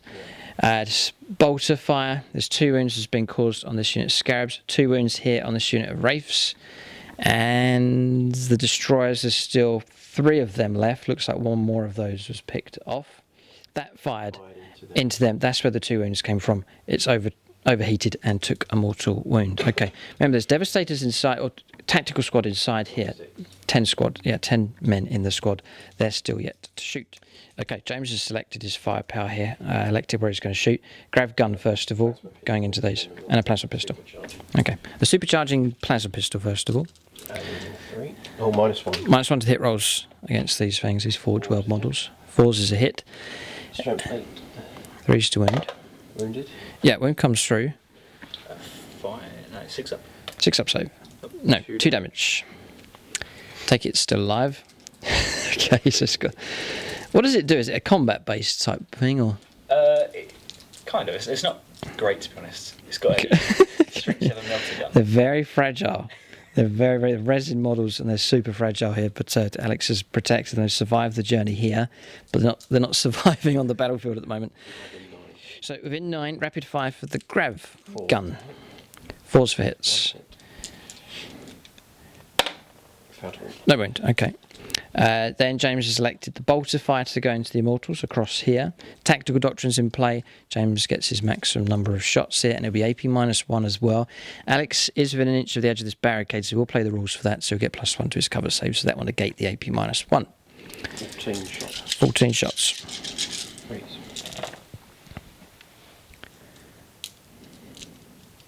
Not very good. See, we're playing regular 40k rules here, and the game's flowing along quite nicely. Obviously, larger in scale, things are taking longer. 3 wounds have been caused, but 1's gone through. Yeah, so 1 immortal brought down. So you're getting a lot more detail here in this game, just like a regular game of 40k. but just on a much larger scale. And we've got a better idea of really what's going on because you know the rules and so on, and maybe you're enjoying it more as well for those familiar with regular 40k rules. Okay, so there's something else inside here yet to shoot. A bolt pistol from the librarian. Roll ones. Hits. We're even capturing a bolt pistol here, which hasn't wounded. Okay. Yeah, that's what we missed. Heavy bolters coming from here. So 3s, tactical doctrine. James just rolling up. You can shoot from this even if there's enemies within an inch. One wound comes through. -1. Saved. Okay. So yeah, I missed it in the summary earlier. There's only one of these left. Who's been shooting here? This is bolter fired from this team. Yeah, okay. So that's helped to bring the death marks down. James is about to try and finish this model off. Stood still. So where's this firepower coming from? The Razorback. Razorback, heavy bolter, or twin heavy bolter. So here come the wounds, needing 3s. 5 wounds in total have come through. James has rolled it. No, death mark's gone. Another Necron squad wiped out here. Ultramarine firepower has been impressive this turn. Yeah, shooting phase is finished. All the automated systems have fired. These guns here have fired across at different targets. Did you fire the battle cannon? Yes, failed to hit. Failed to hit. Okay, done. It's all 5s to hit or 6s to hit. With 5s with the battle cannon, 6s with the auto guns here, but +1 to hit against units that can fly. Okay, so shooting phase is complete across the board for the Ultramarines. Not too bad at all. Necrons have lost a destroy unit. 2 units of Necron warriors have been eliminated. We'll go on to charges and Overwatch next. There may well be some charges here for the Ultramarines as well. So just letting James roll up some dice for his charges. I've just stood back here to give you a zoomed out view of the action as it unfolds. Both sides converging in on the centre of the board. Ultramarines may well go for more of a defensive option now. They've reached their objectives, so they may well try and hold on to the central ground. The Necrons will need to assault. But that matches in with the narrative and story. Necrons trying to drive out the Imperium from these cities. Teleport, I think the name is the city here. It's the capital city where they tried to evacuate units, so fitting in with the narrative quite well. All right, so we'll go on to charges and Overwatch now. All right, so charges have taken place. Assault Marines didn't make it in. James used a command reroll, but they still didn't make it. Rolled a 10 here with these Terminators. James about to play Fury of the First here as well to give them +1 to their hit rolls against the Triarch Praetorians. Good showdown between those 2 units. And then around the other side, did any other charges go off? No, the Assault Terminators with Chaplain didn't make it in against the Reefs. So we'll go on to combat resolution. There's just the one to resolve. That's the first company Terminators plunging into the Triarch Praetorians. The key for these is to try and survive and... no morale. Morale's not going to be an issue. They ignore morale tests. So I've just got to try and survive at least one model and then we can try and reanimate more of them to fight back. Yeah, they've improved with the new rules. 21 attacks from that 5-man squad. That's 2 attacks each as standard. Then Angels of Death is called, +1 attack. Shock Assault, sorry. And then the actual weapons themselves, 2 pairs of Lightning Claws grant an extra attack. So 2s to hit with Fury of the First. Here it comes. 21 attacks. James rolling around the other side of the table. They've all hit. Oh boy. Strength 4, toughness 5, but the wounds are re-rollable. For the Lightning Claws, yeah, for Shred, special roll. James come around this side to roll up. 5s to wound. Not many at all. I re-roll them. Yeah, it's all re-rollable, thankfully. Could this be one of the new units to put into a Space Marine list here? Let's see what they roll up. Okay. It's better, yeah, it's pretty good, so I'll take those. AP -2. You might have me here. Well, yeah, we're 2 wounds each. No, we should survive. 5 pluses. So we take those away. Those away. You brought down 2 and a bit. Alright, so we'll immediately strike back. There's no other melees here. So 3s to hit. I know there's a stratagem, but we'll leave it. We'll just rely upon our standard attacks here. Because we've survived quite comfortably. It's actually 3s to wound. Because we're strength 5. Oh, not so good from us either here. There's a lot of failed. It's all of those. So James can make invuln saves. It's AP -3, but he'll take 5+ invuln saves here for Terminator armour. It's the proper narrative name. Crux Terminatus. Is useless. Just taken. Oh boy, so that's 1, 2, 3 Terminators brought down. It looks like the Triumph Praetorians have edged it here against the charging Terminators. So brave stuff from the Terminators, but they're in serious trouble. Just 2 of them remain. Alex can attack the tower here. He's within an inch. So 9 attacks here. It's auto hits. So you're looking for 5s to wound. It's strength 5, toughness 9. So 4 make it through. -2. So James will take 5+ saves. She passes 2. So 4 damage taken, down to 15 left on the tower as the Reefs scrape away and rip apart that building as quick as they can. That's the turn finished here. Pretty good from the Ultramarines. The question is it enough to hold the Necrons back? The Necrons still have plenty of units remaining. No morale issues, I don't think, across the board. Necron warrior units are removed from play entirely. Plus there's ignore morale anyway. These ignore morale. The Triumph Praetorians, one's not going to affect these for morale. So we are ready now to go on to the second turn for the Necrons. Some reanimation rolls to make here. 6+ to bring up units from the crypt. No. And yes. Okay, so something may emerge somewhere on the board. And all the reserves for the Necrons. 3 monoliths, 2 flyers to arrive on the table. Coming up next.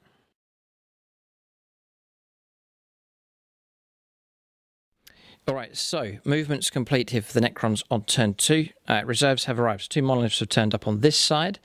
The Wraiths have jumped up and over to here. Other unit of Wraiths has pushed through to here, poised and ready to charge.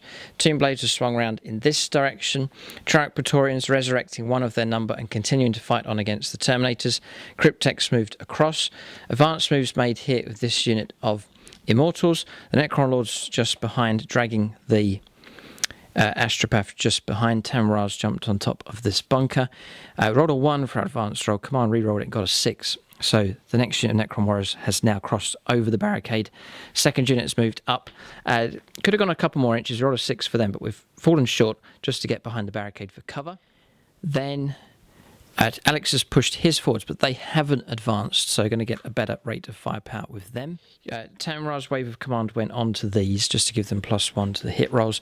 The Cryptek and the Lord pushing through, still granting the 5+ invuln save and the +1 to reanimation protocol rolls. Both of the Doomsday Arcs still anchoring at the back, plenty of range on them. Immortal units pushing forwards, these again making use of the barricade here for protection. The Scarabs are now swarming all over the Master of the Fleet, so he has been caught out. There's 2 wounds from one of those bases. Across here, Destroyers have been resurrected to... Got 2 back with a command reroll. 2 back with a command reroll. Excellent results. So back up to 5, and the other units have pushed through. So there was a character here. Where has he gone? It was an Astra Militarum. Oh, there he is. He's being dragged along as well. Necrons can't afford to keep units back, so they're dragging their prisoners with them for now, at least. These are pushed through. Yes. Don't have living metal. No. Okay. No. Wraiths have disengaged, have moved round, and are able to assault with their rules. And Alex's monolith has turned up in this corner to lend some firepower support. Alex got a 6. Randomly determined unit. A small unit of Scarabs has turned up here, and the random zone they landed in was down here. So deploying 9 inches away might be able to cause some trouble for the Whirlwinds at the back. Night Scythe's turned up, coming on from the edge, arriving there, and the Doom Scythe has turned up. 60-inch move of these, nice and quick across the board. This one's arrived just here. Don't think I'm going to go after the Storm Raven gunships. It's -1 to hit them, and then a -1 for firing heavy weapons would be 5s to hit. But we'll see what kind of firepower that can provide. Movement's done. No psychic phase for the Necrons. Straight onto their shooting next. Alright, so this Doomsday Arc here is going to fire up at the Storm Raven gunship. D6 shots. Which one are you going to go after here? The Las Cannon or the Assault Cannon variant? Going to go after the Assault Cannon version here. So here come the D6 number of shots. 5 is respectable enough. So 5 shots need 4s for hits here. Oh no, they've missed entirely. Oh, okay. So that's the firepower from this one complete. There's another one across here ready to fire. Same target? No, it's bad vibe here going after that one. Well, we'll see what kind of field of fire this one has. There is a Vindicator that can be seen, possibly Predators as well. Alex is going to go after the Predator that's in the middle, the one that's got 5 wounds remaining, just to try and get a kill here. 2 shots. Try and get these 2 hits. Yes, they do. 3s to wound. 2 and 1. No effect here from the Doomsday Arcs. Alright, so these Forge Rod things are going to fire into the Terminators. So it's like a melter weapon here. 1 shot each hitting on 3s. 1 hit comes through. Strength 7. No, not wounded. I don't know what's gone wrong with the Necrons here. There must be a bug in the system for them. No wounds coming through so far. I'm going to fire the Doom Scythe here, see if the Death Ray can take out this Predator just here. All right, so we'll fire all the weapons down here, the Death Ray and then also the Tesla Destructor going in against the Predator just here. So Tesla Destructor first of all. 6 generates 3 hits instead of 1. So that's going to be... that's one, that one there, and that one there. So that works out at 3 hits instead of 1. So that's it. And then we're looking for Balls to Wind. So James can make 3 saves here. No minus at all. So 3 saves of 3+. He's found 1. So 1 wound knocked down. It's down to 4 left. The Death Ray gets D3 shots. A shot, which misses. And that is the end of that. What's going on with the Necrons? We're not causing any trouble here. So far we've caused a wound. But we'll press some of the rest of their firepower coming up next. All right, so the rest of the shooting's taken place. Bit of a recovery here for the Necrons. They've done okay. Monolith's particularly effective. So Gore's Flux Arcs here, firing down, have eviscerated this squad. There's just the Sergeant left with the Thunderhammer.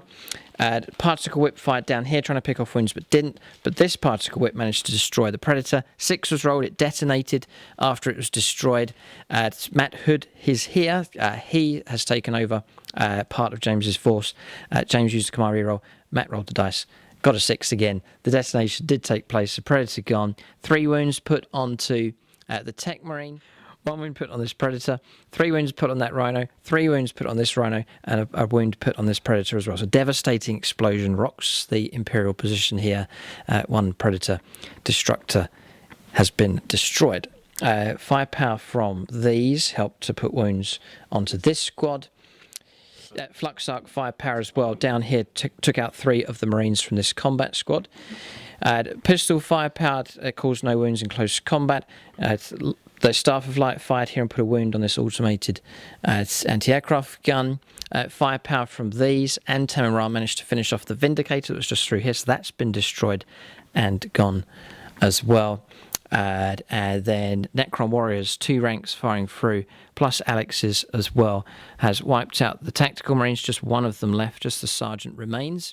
And then at Alex's ranks firing through here, just 1 wound caused on the Terminators, despite the card being used here, Solar Pulse, just to ignore cover, the AP -1, but then +1 again for Terminators in cover. So that solid unit of 8 still remains, plus Calgar, but Tactical Marines being dropped in the centre.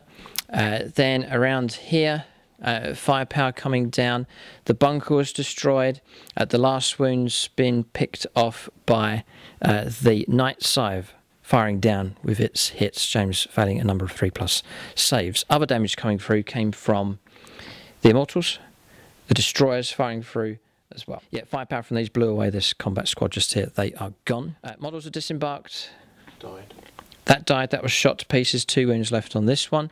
And the models are disembarked, taking the Primaris Psyker with them. They can maybe...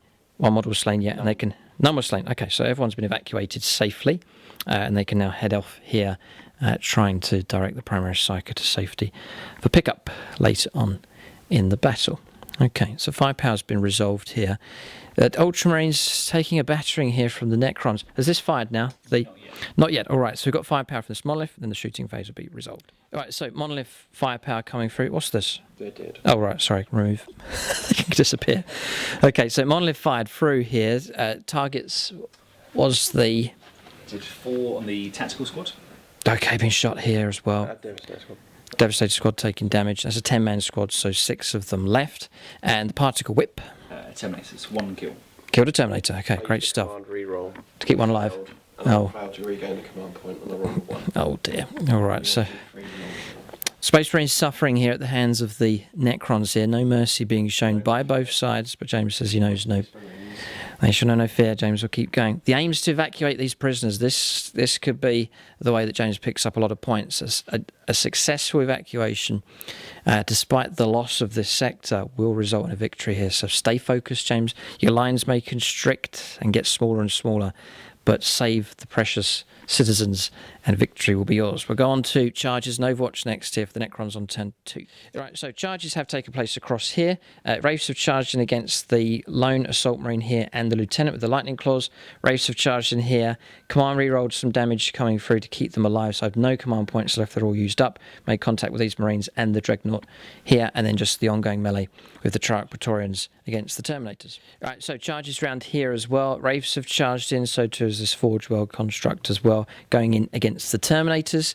And Scarabs attempted to charge against the Whirlwind, didn't make it in, didn't roll high enough for their charge. So a few combats taking place here. We'll go on to combat resolution next. Okay, so resolve this combat here. 3 Reefs are going to go against the regular Terminators, 1's going to go against the Chaplain. So 9 attacks here against the Terminators. 3's to wound. This is where James's invuln save will need to kick in if the wounds come through. 4 have. Okay, 3+ saves on 4 dice. 2 Terminators cut down. So James not going to command reroll, just the Sergeant left alive. And then 3 attacks against the Chaplain next. With the Reefs. They've hit twice. 3's to wound. 2 buns. No, he escapes. Okay, next charging unit. So fighting down here, 3 attacks into the Sergeant. We've powered in and tapped out this tank, but James will be able to move it and still shoot at -1. So 3's to hit the Sergeant here. It's been hit twice. 3's to wound him. He's been wounded once. A 5+ save. Matt will roll up here for his Ultramarine sector. And it's a 3. So Sergeant's dead here, just with a combat shield. Then 6 attacks into the Lieutenant. Needing 3's. He's been caught out in close combat. James just asking what's happened to the Assault Marines. They were shot to pieces whilst James was around the other side of the board here. So we'll go 3's to wound here against the Lieutenant. 1 wound comes through. Looks like he's going to survive. 5+ to save. No, all right. So 2 wounds taken on the Lieutenant, but he's still very much alive. So yeah, not pleasant here what's taking place, but this is the fall of DAMNOS here. It was a vicious campaign, and the Ultramarines starting to shrink in number here. We'll go on to this combat next. We'll put 2 into the Marines, 2 into the Dreadnought now. So 6 attacks on the 2 Marines from that squad. 3's to wound them. They've all been wounded here. 5 saves of 5+ to keep them alive, or 2 more Marines will be brought down. No, so they're gone, so that combat squad removed. 6 attacks into the Dreadnought. It's been hit 3 times, it's going to survive here. 5's to wound, 2 wounds to come through, strength 6. No, toughness on a Dreadnought? 7, 5's to wound. Yeah, 2 wounds did come through, a 5 and a 6. 5+ is to stay alive. Yes, save 1. 2 wounds taken on the Dreadnought, is still very much alive. Alright, now we're going to fight with the Triarch Praetorians. One of them's been resurrected, so more attacks coming through. 21 attacks in total. Needing 3's. 3's to wound, it's that strength 5 is particularly useful. So we're going to take away all of these. James has stepped in to roll up the saves here. It's going to be 8 saves of 5+ here required. No, they're gone. Terminators removed from play. Triarch Praetorians victorious. All right, we forgot one of the charging units. It's the Forge World unit here. See if it can take out who? The Terminator. It's going to go after the Terminator Sergeant to try and bring him down. 4 attacks. Need 3's. 3's to wound. Yeah, 2 3's. 2 wounds to come through. James will take 3+ invuln saves. 1's been failed. What's the damage on this? Only going to be 1 damage, the Sergeant will survive. Right, so James is going to fight back here. The Chaplain is going to fight next against the Forge World construct here. Strength 5. Toughness 5. 4's to wound. Yeah, 3 have got through. So AP -1. So 3 saves here, 4+ it will be. No. No, okay, so he's long gone. 6 damage on this one. So the Forge World models can be very carefully packed up again. No breakages, we've done well. Okay, away it goes. Then it's 3 attacks. Yeah, James can go. Just looking for any other units for the Necrons to pick here. No, so James can immediately attack with the Thunderhammer Sergeant here from the Terminators. Need 4's to the hit rolls. Strength 8. 3's to wound. 1 wound comes through. 3+ invuln save required. No, a Wraith smashed here. Yeah, 3 damage straight away. Okay. 5 attacks with the Dreadnought, now needing 3s. It's good rolling. Yep. And then 3s to wound. Strength times 2, strength 12. Oh, 2s to wound. 2 1s. No lieutenant nearby. 3+ invuln saves. Fouled 1. 3 damage. One of the Wraiths destroy. We'll take that one just there. Lieutenant fights him back next with lightning claws. 5 attacks. 5 attacks in total with him. Weapon skill 2+. 2s for hits. 5s to wound, re-rollable for the twin lightning claws. 5s, yeah, re-rolling 3 of them. Or 4 of them, yeah, okay, so 3. Fouled 3. Oh, the whole Wraith brought down. Good fighting there from the lieutenant. So he just rolled up the vehicle, did get a hit, didn't get a wound, and that marks the end of the combat phase. So turn is finished here for the Necrons. It looks like they've cleared a path and cleared their resistance away from this objective, so that's worth 2 points to them if they can hold on to that. Just giving you a summary of what's going on here. Necrons very firmly in control of this one. Ultramarines do hold objective number 2, but it's under attack here by the Necrons. Not sure how long that can be held on to. Still in possession of the primary objective, objective number 1. It's worth 4 points, but numbers starting to be thinned out here. And then around this side, Ultramarines that were on objective number 4 have been removed from play. So this one hangs in the balance also. This objective looks a lot more secure, although not entirely clear of threats from the Necrons. As far as again, it may well be these evacuated citizens that save the day here for the Imperium. We'll have to see. A good number of them have been collected and they're making their way towards the rendezvous point. So end of turn 2 here for the Necrons. We'll go on to the third turn, a very important turn coming up for the Imperium. James must maximise the damage coming through, try and hold back the Necrons for as long as possible. Turn 3 coming up next for the Ultramarines.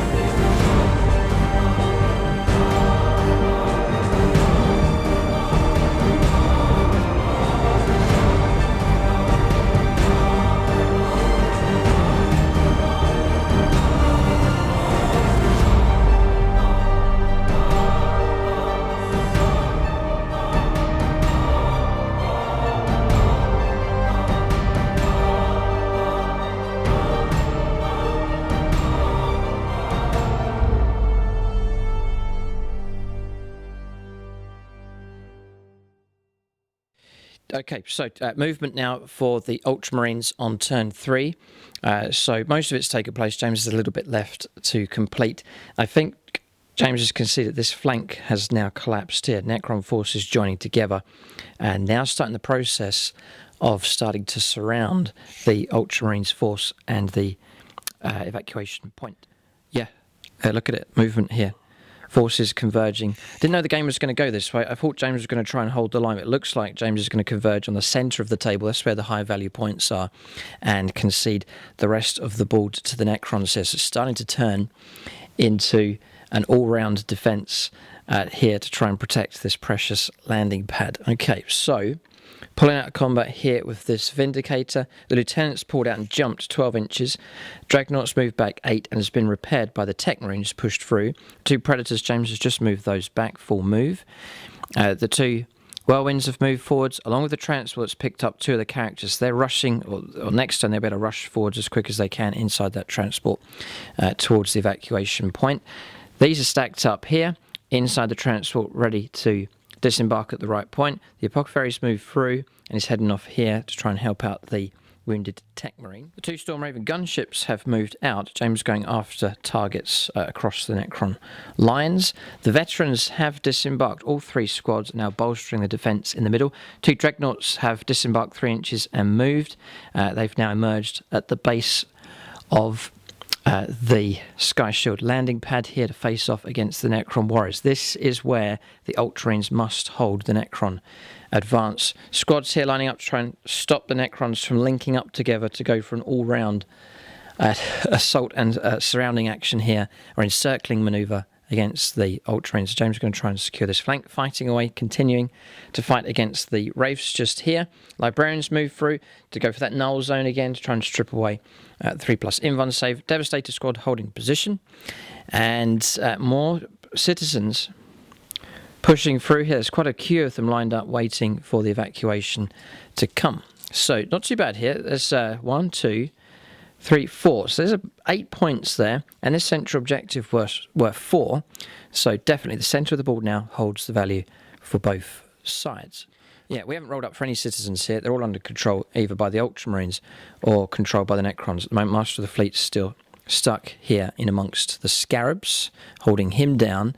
Then the other citizens still with this Necron squad, and the Astropath is still with the Necron Lord just over here, just at the base of the Storm Raven gunship. All right, so movement's complete here. We'll go on to Psychic Phase next. Psychic Phase finished. Smite was used, brought down one of the Reefs. Null Zone didn't go off. Command reroll was used, but still failed to materialise. So 2 Reefs left here. James will have to try and get through the 3+ invuln save to bring them down. Psychic Phase finished. Shooting Phase next. Okay, so Shooting Phase starting. This Vindicator here is going to fire into the Destroyers. There's now 5 of them to try and get through because some of them have been reanimated. D6 shots is an important roll.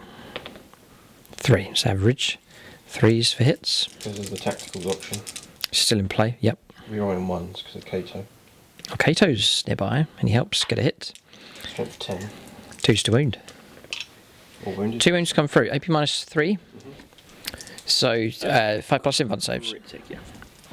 So the Cryptek nearby helping out. Yeah, 5 and 6 again. This unit will not be destroyed here with some excellent dice rolling from Alex. Okay, so they still remain in play.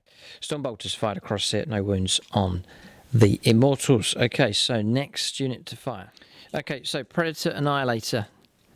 Going to fire against the Monolith just here. Hunter Killer Missile. Missed. 4 las cannon shots. Come on, James. Oh, he's moved here. It's difficult to hit. He's rolled 1 hit and 3 misses here. Not so good. 3s to wound. Wound comes through. AP -3.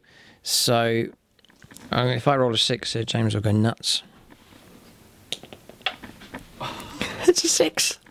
Sorry. We're all apologising to James because it's driving him mad here, the dice rolling coming from the Necrons. Okay, so 1 Predator down. Right, multi-melter into that. A multi-melter firing across from the Dreadnought. It's pulled out of combat, so needed 4 to get a hit. Half a chance. He's missed. All right, so next Predator. Hunter Killer Missile, 2 las cannon shots into here, and then the auto cannon shots going into these Reefs here because they damage 3 each time. Right, so 2 las cannons. Here come the las cannon shots. 2 hits. Yeah, so it's 2 hits in 3s because of tactical doctrine in play here. So useful if you need to move vehicles with. James just rolled 2 1s. Oh dear, we feel your pain, James. Okay. So you've got a Hunter Killer Missile shot to come in. So Hunter Killer Missile has already been used, so that can't shoot. So 2d3 shots with the Predator auto cannon here. 2d3 shots. The Reefs. Into the Reefs. Here it comes. 3 shots. Needing 3s. And he's got himself 1 hit, or 2 hits. And no wounds, a 1 and a 2 being rolled here. Necrons are suffering from this last turn with their big guns, not getting the wounds. Now the Ultramarines are suffering here as well. A lot of the heavy guns have fired. Still plenty of shooting left, though. Maybe the Storm Raven gunships can have more of an impact. We'll press on with some more shooting here for the Ultramarines. All right, so Storm Raven gunship. We could see a better display here. Hurricane bolters going into the red Necron warriors. Lascans, rockets, and the Typhoon missile launcher is going to go into the destroyers. James determined to try and pick these off if he can. So 2 rocket shots first going into here, needing 3s. 1's hit, and he's got the wound. Okay. -3. 5 up invuln save required. No. 3 damage. 3 damage, 1 destroyed, gone. Okay, next, 2 laser cannon shots.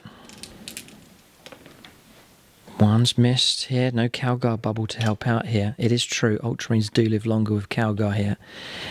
No save. D6 damage, 3+ to bring it down. Another destroyer gone. Now there's 3 of them left. Typhoon missile launcher next. 2 crack shots. 2 hits here. 1's missed, 1's hit. 3 is a wound. 3's a wound, wound comes through. -2. Not saved. D6 damage.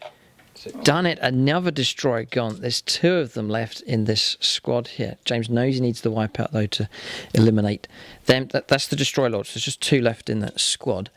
So now Hurricane bolters 24 shots into the Necron warriors down here. It's tactical doctrine, so it will be AP -1 to the saves. 12 at a time. Yeah, okay. So here it comes. 3s. James removing those from play. Not so good. 4s for wounds. And 3 have come through. 3 saves of 5+. Yeah. He's done it again. 2 5s and a 6. Here comes the next lot. It's very extreme dice rolls in this game here. That's the hits coming through. 4s for wounds against the Necron warriors. There's another 2. It's 2 saves of 5+. Oh, okay, almost done it again. 1 Necron warrior brought down. Okay, so firepower for the next Storm Raven gunship. It's the rockets are going down here. We'll do that first. So 2 shots. Chance of wiping them out here. 1 hit comes through. 3s to wound. The wound does come through. -3. 5 up invuln save. No. Another destroy gone. It's 3 damage. So across here, James is putting the twin assault cannon and the hurricane bolters into the middle unit of 15 Necron warriors. 12 shots. 3 step. Not bad at all. And 4s to wound. 3s to wound. James can break the phalanx here. That's the main threat here to the centre of the board. Assault cannons, 3s to wound. Oh, I should assault cannon doing first. That's fine. Okay. So here comes the wounds. In 3s. -1. 5 ups. No, 4 brought down, so 11 remain from that squad. Hurricane bolters next. 9, 11 to bring down. First round. That's a miss. Yeah, 4s to wound. It will be AP -1 because of tactical doctrine in play. That's 4. 4. 5 ups. Save 2. 2 more Necron warriors brought down. Okay, next. This is the other half of the Hurricane bolters. Okay. 4s to wound. 3. 5 ups. 2 more brought down. It's going well here. Half that squad removed. Right, so James is going to find down here. He's picked the Necron Lord here that's holding the Astropath. 2 multi-melter shots into him. Both have hit. 3s to wound because we're toughness 5. They've both wounded. AP -4. No invuln save here. Just check the book. Nothing. 2d6 damage. Choosing the best for each one. 6. We've just pulverised him. Just 10 damage. 10 damage. Right, Necron Lord destroyed, including his melon here, the Resurrection Orb. Astropath still under control of a unit, still within 2 inches, so you can't escape. But the Necron Lord that was holding him has been pulverised here by firepower from the Storm Raven gunships. They have proved excellent here in this game. Their firepower has been blistering each turn. So that's the firepower complete now from these. Yes. Yes, all right. We'll let James... Shot from the Dreadnought. Dragnot, okay. Okay, yeah, we'll capture this then. 2 hunter-killer missiles here. And take it the Hurricane bolters are going to go into the middle unit of Necron warriors. That is correct. Okay, so 2 hunter-killer missile shots to go for the wipeout. And a melter gun into the Scarabs. Yes, can shoot at the Scarabs, yeah, no problem. 2 hunter killers. In 3s. 2 hits, 3s to wound. Alex has got his head in his hands. Oh, the 2 wounds have come through. Hunter killers is -2. -2. 5 ups, no pressure. You're good at rolling them, but this will seal the fate of the unit. It's gone. Destroyers are annihilated here. Oh, it's 2d6. Let's change rolls 2 1s. Oh, you close, James. No, 4 wounds. Destroyers are removed. Well done, James. That is good. Destroyers eliminated here. Necrons will not get that unit back. That is a significant blow. They're a nasty unit. Hurricane bolters firing forwards. Hit rolls because of the presence of the Chaplain. Ah, yes, he's within the bubble of Calgar here. Excellent. So loads of hits coming through. 4s to wound. So we're behind cover here from that direction, behind the barricade. So it'd be AP -1 and then +1. Just the 2. And we save 1. Alright, so 1 more Necron Warrior brought down. Multi-melter shot going into one of the Scarab. Oh, melter shot, yeah. Hits. 2s for a wound. No save. That base can be removed. Okay, so that's the Dreadnought firepower complete. We'll press some of the rest of the Ultramarine firepower, but a good result down here. Destroyers are gone. Alright, so shooting phase is complete now. We've resolved the firepower. Automated system here. Firing across did put a wound on the monolith, so it's down to 16. One of the Reefs removed from play here, so just 2 of them left. That was this one firing through, needing 6s, just about able to fire because of tactical doctrine in play. Dragnot firing through, no damage here on these Reefs. Taking heavy casualties, 4 casualties in total on the Triarch Praetorians, 3 of them left. Necron Warriors have taken 8 casualties. That was firepower coming in from the Dreadnoughts. These veterans as well. No, actually, these veterans overcharged with plasma pistols and helped to bring down a number of the Triarch Praetorians.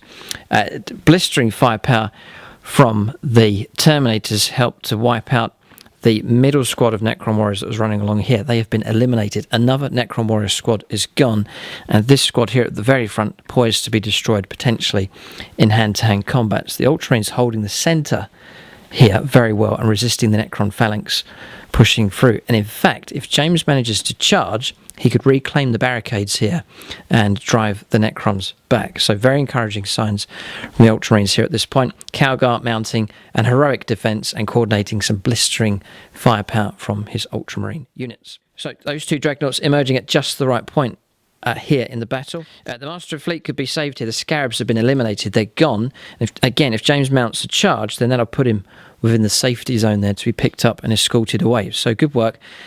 James could even press on later and try and rescue this character here as well. So looking very healthy for the Ultramarines across here.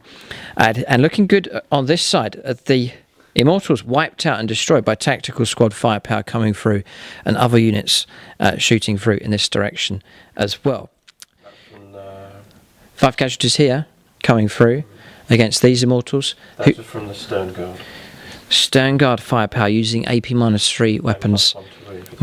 And +1 to wound rolls for a stratagem being used as well. Yeah, so this is a heroic defence. You have to hand it to the Ultramarines here. They are giving a good account of themselves at this point in the game. Monolith is down to 17 wounds, some damage coming through against that. Turn's finished. I have to say it's looking quite healthy here for the Ultramarines at this stage. Still plenty of resources on the board. They're gathering up these citizens quite well and resisting the Necron attacks. And James sticking to the tactic here of deleting and wiping out whole units. And that's hurting the Necrons here. Starting to see gaps in the line for their attack. But this battle's far from over. We'll go on to charges and Overwatch next. Alright, so charges have taken place. The veterans here declared against the Warriors and all the way across here against the Triarch Praetorians didn't roll high enough, so they've swung around into the Warriors. So too the 2 Dreadnoughts, no damage taken on Overwatch. And the veterans across the other side going against the Immortals, no damage from Overwatch, but didn't roll high enough to make contact with them. Just from here to here. The Librarians charged in against the Reefs to try and bring those 2 down here. But can the Ultramarines, with the help of these Dreadnoughts, eliminate the Necron Warriors inside the compound and then retake the walls? We'll see. We'll go on to combat resolution next. Okay, so going to start with the veterans first of all. Shock assault. Yeah. So a lightning claw first of all against the Necron Warriors. We're in the Calgar bubble. 2 hits. Rerolling because of the lightning claw. Yeah, forced to wound hit. No wounds come through. There's a power axe available. 3 attacks. Yep. Will hit the target. Strength 5 here. 3's to wound. 8 almost 2. How many? 2? 2. No, 2 Necron Warriors brought down. So remove those from play. There is a mace or a maul, power maul. 3 attacks. 3s. Rerolling. All missed, yeah. Calgar's help coming through. Yes, 2 wounds or 2 hits come through. 6. 2 wounds come through and 2 3s. 5 up saves. It's a good weapon. Oh, 2 5s. Hold. A power sword. Yep. 3 attacks, need 3s. Rerolling one of them for Calgar. It's an epic fight here. Can James reclaim the walls? We'll see. No wounds coming through from that one. Power fist from the sergeant next. 3 attacks. 2. Sorry, 3 attacks is a veteran sergeant, +1 for shock assault. Okay. 4s for hits. 4 hit. Brilliant result here. 2s for wounds. A -3. 2s for kills. 4 Necron Warriors slaughtered by the sergeant. Excellent. All right, so consolidation move. James has reclaimed the wall. There's 1 Necron Warrior left. Here comes the seismic hammer. 4s to hit. 4 hits. Just out of range of Calgar. 2s to eliminate the last warrior. Gone. 20 damage. 20 damage. 20 damage? A great hurrah from the Ultramarines here. They have pushed the Necrons back. They've retaken the wall. So they can go, and the Dreadnought can push forwards, if he wishes, a couple of inches. He does, of course he does. Yes, forwards he goes for the Emperor of Mankind. So standing in the breach in the wall there, the Dreadnought stands defiant. The other one's now out of combat, can't move at all. And the combat stops there in this sector. But well done. Now depth of defence here against the Necron Phalanx pushing through. So combat's resolved around here. It's just standoff between these units, no damage caused. And that marks the end of the turn here. So turn 3 finished for the Ultramarines here. We'll go on to the third turn for the Necrons. They need to rally here. They must press on the assault because as it stands, the Necrons will lose this game. So despite the numbers being depleted, they must press on with their assault. Still plenty of options available for them. But is their assault beginning to run out of steam? We'll have to see. We'll go on to turn 3 now for the Necrons.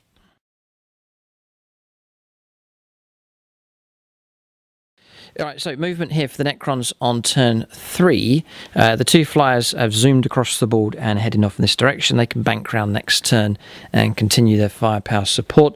2 monoliths have pushed in 6 inches of their move, restored a wound, back up to 17 with this one. The Tomb Blades, I actually forgot to roll reanimation with him. 5+. No, okay, so just the 5 of those moving through. The Wraiths jumping up and over. These Wraiths pushing through as well. So Necron's going after the objective here. Objective 5 is now under Necron control from the Cryptek. Tamin Raz jumped all the way on top here with a commanding view on the Sky Shield landing pad. Triarch Praetorians restored 3 of those to places, now a unit of 6 of them, and they have jumped off in this direction. Captured this character and have moved round. Now with the Necron Immortals going behind the veterans here. Looks like the Necrons haven't finished. They look set to try and clear this lower zone of Imperial units. Pushing through 5 inches to blast away at point blank range with Alex's Necron Warriors. Holding position here with these 2 Doomsday Arcs. The characters of the Necrons converging in this direction as well. Cryptek, Necron Lord, or Overlord this one. Yes. Overlord here. This Lord taking control of this character.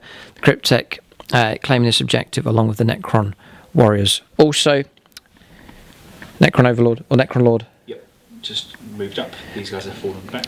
They've fallen back out of combat just to here. So we haven't linked up here yet with the Necrons. James still secures the flank just about. Monoliths pushed forwards and the Lich Guard have been teleported in. 10 of those have turned up here on this flank. Across here, this prisoner's been taken away deep into Necron territory, so he's a lost cause. I doubt he's going to be rescued here in this game. And Scarabs, yes, Alex forgot the Scarabs. They're just moving up, sweeping across in this direction. May well be able to disrupt this whirlwind here. If he charges in, he can stop it from firing. No, it's Ultramarines. It's just -1 to the hit rolls. Not regular vehicles here. These Ultramarines can still fire even if they pull out of close combat. So, Movement is complete here. Necrons need a good turn here to try and put a dent in this Ultramarines force. We'll see what kind of damage they can do. We'll go on to Necron shooting phase next on turn 3. Alright, so shooting phase for the Necrons is complete. A bit of revenge here. Some damage being caused. 4 wounds left on this Dragnot. It hasn't been destroyed. Vindicator here was wiped out. That is gone. That was all the firepower from this monolith destroying that. Vindicator here was destroyed. I think that was last turn, so that's already gone. Terminators were hit heavily here by firepower coming up from the Necron Immortals. Tam-Ra firing down and picking a few off as well. 3 casualties on that squad. Then both the Dragnaughts were destroyed here. Lots of firepower coming in from the Necron Warriors. Staff of Light shooting shots coming through as well from Cryptex, Lords and Overlords firing through. Heavy firepower from here helped to bring the 2 Dragnaughts down. And then the Gauze Flayer arrays here on both. 2 wounds stripped on this Stormraven gunship and 1 wound stripped away on this one. It's down to 13 and 12 on the other. Then coming around this side, casualties being caused. Alex, yeah, 2 Marines brought down. Staff of Light here, yeah, firing through. There's not much left here for the Necrons. A couple of models on this flank. 5 Devastators from the monolith. God, no, 5 Devastators gone. That's all the firepower there. Thunderfire cannon from the monolith. Gone. Okay, Techmarine's still alive. Right, he's just tucked under there, but the Thunderfire cannon itself has been removed from play. And the 2 flyers, coordinating their firepower down, almost destroyed this Rhino. 3 wounds left on that. If I didn't cover it in the movement phase, we invasion beamed down a unit of 5 Lich Guard there, ready to try and butcher these Space Marines on this objective. Necrons going after this objective just here. So the game's still on. This isn't a 6,000 point game anymore. It's shrunk right down. Perhaps about 3,000 points left on the board, 3,000 or 4,000 points, because the heavy casualties coming in on both sides. It's been very even as this game here. Heavy damage caused by both sides. The sound of a Valkyrie is heard in the distance. It's headed this way. The pickup is imminent here. We'll go now on to charges and Overwatch next for the Necrons on turn 3. Right, so charges taking place. Cryptex gone in, taking no damage on Overwatch just to try and silence this gun. Down here, the Tomb Blades have charged Lieutenant, hoping to pick off the last wound against him. The Dragnot's been charged by the 2 Reefs, and then some very eventful charges taking place here for the Necrons, managing to get on top of the landing pad here. It is a hot LZ here now for the Ultramarines as they try and bring the Vendetta gunship in to try and pick up the characters. James has got to clear the landing zone here if it's going to be a safe evacuation. The Wraiths have charged up. They've contacted Calgar himself and the Terminators, and the Triarch Praetorians, 6 of them have jumped up on top and have charged in against the Terminators and Calgar as well. So an epic fight here taking place on the landing pad. The Lich Guard have made it into close combat as well against the 5-man combat team on top of the Bastion. No damage take on Overwatch for them. Immortals have charged in down here as well, pushing through into contact and have captured the Master of the Fleet. So he's not escaped here, he's been picked up, moving into coherency range with the Immortal squad. Combat's down here as well. The Overlord on the Destroyer Lord going in, and then also the Reefs going in against the Marines down here. And the Scarabs did make it into combat, electing to charge against both of these 2 vehicles. That's charges done. Got some important combats to resolve now in this fight for the landing pad. James has how many command points left? 2. Oh boy, he could interrupt play. We need to choose our first combat wisely. So we have no command points left. James has 2. Alex and I have burnt through all of ours. So nothing we can do to help this in any way. I'm going to put all the attacks from the Triarch Praetorians into the Terminators to try and cut down as many of those as possible. So 3s for hits. So just removing these from play. They are strength 5s. It's going to be 3s to wound the Terminators here. And they'll be AP -3. So we'll cut James down to his invuln save. We'll take those away. James needs to make 8 saves here of 5+. Otherwise Terminator models will be slain. There's the banner nearby, so James will be able to fight back.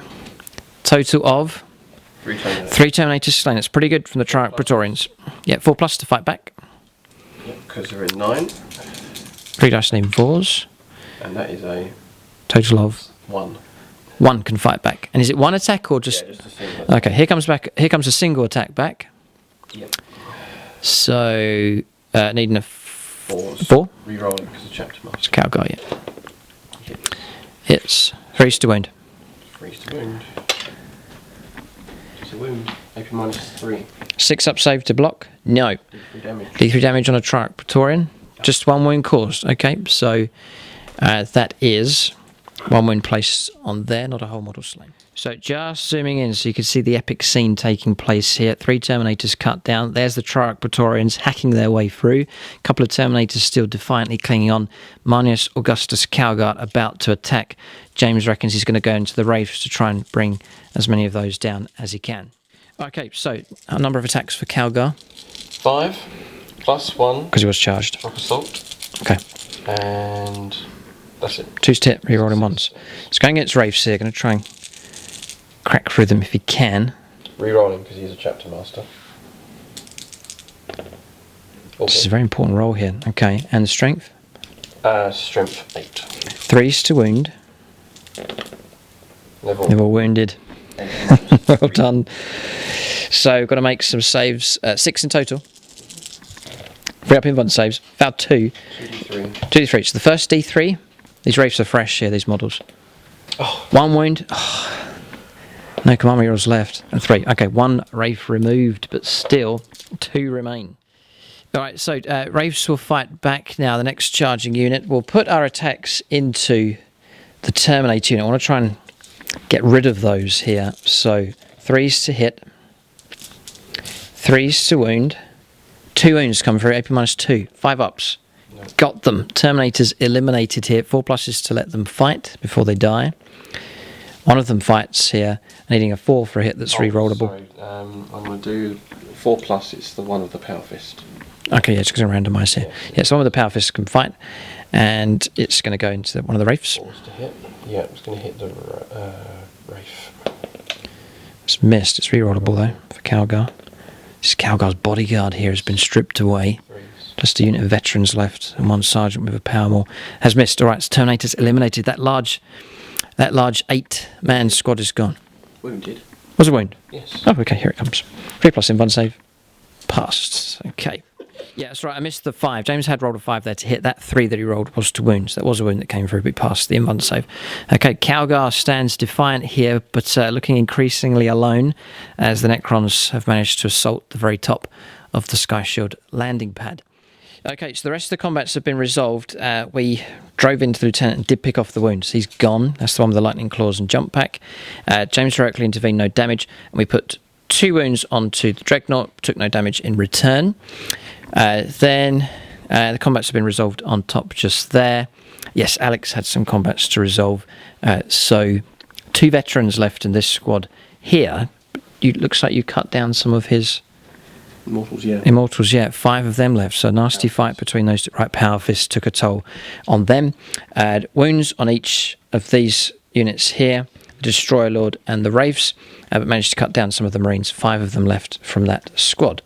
Then across here, the Scarabs caused no wounds on the vehicles and took 1 wound in return. One of them being run over by the Rhino. So that's that combat resolved. This one up here has been resolved here as well. Lichguard have hacked down all 5 of the Marines. They were slaughtered there, and the Necrons now control this objective. So the game hangs in the balance here for both sides.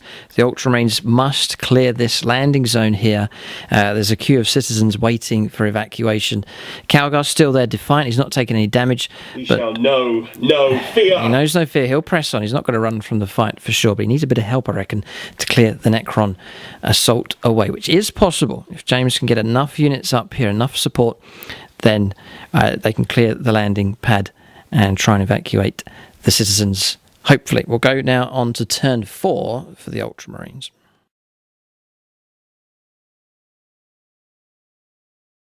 Okay, it's movement complete here for the Ultramarines. Continuing to close in here. This is the important area for points. So pulling back with this Rhino, it's crawling along at 4 inches though on 3 wounds remaining. The other Razorbacks, James able to relocate here quite quickly with his tanks without the minus to hit rolls because of tactical doctrine in play. Pulling out of combat here. Then across here, good combination. The Apocrypha put 2 wounds back onto the Tech Marine. Tech Marine put 3 wounds back onto the Dragnot. So pulling back and doing repairs as they move. Across here, Rhinos have disembarked a combat combat squad that's gone up on top. Company champions moved up on top. The veterans, company veterans have moved on top as well. Banner in position, and 4 citizens now. 1 Astra Militarum officer, the Primaris Psyker, Commissar, and the priest all waiting pickup now on top of the landing pad. We reckon these 2 won't make it. The Rhino's been slowed right down. That's the Lord Commissar and the Master of Ordnance will not make it in time, but 4 potentially can. Then across here, James has pushed the empty Rhinos through. I think he's going to try and charge the Necron Warriors and Immortals to try and disrupt them, to stop their firepower and keep them held back. It's a good tactic here, desperate stuff as the Rhinos attempt to push through to drive the Necrons back. Stormraven gunships have crisscrossed here and able to fight and still in flight mode. Veterans electing to fight on against the 5 Necron Immortals. Pulling out of combat here against the Necron units. Going to use some firepower to try and get rid of them. And you've seen the Predators already pull back in this direction. Going to hold on here. The last Devastator with the laser cannon. Catechism of Fire has been granted from the Chaplain. James is going to attempt to hold this position to keep this 2-point objective up and running.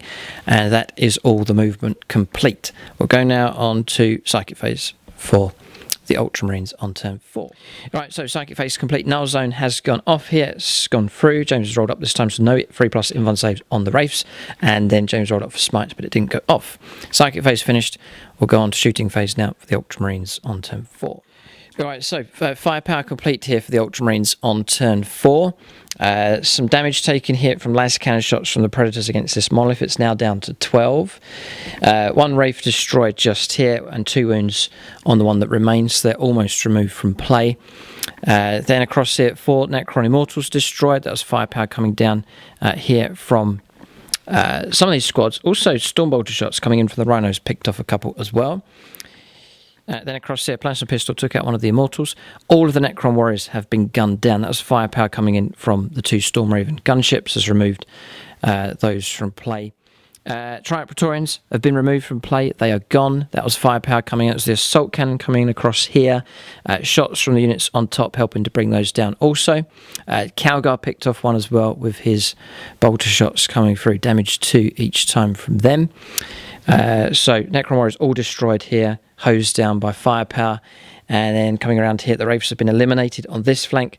Just the Destroyer Lord with 2 wounds taken on him.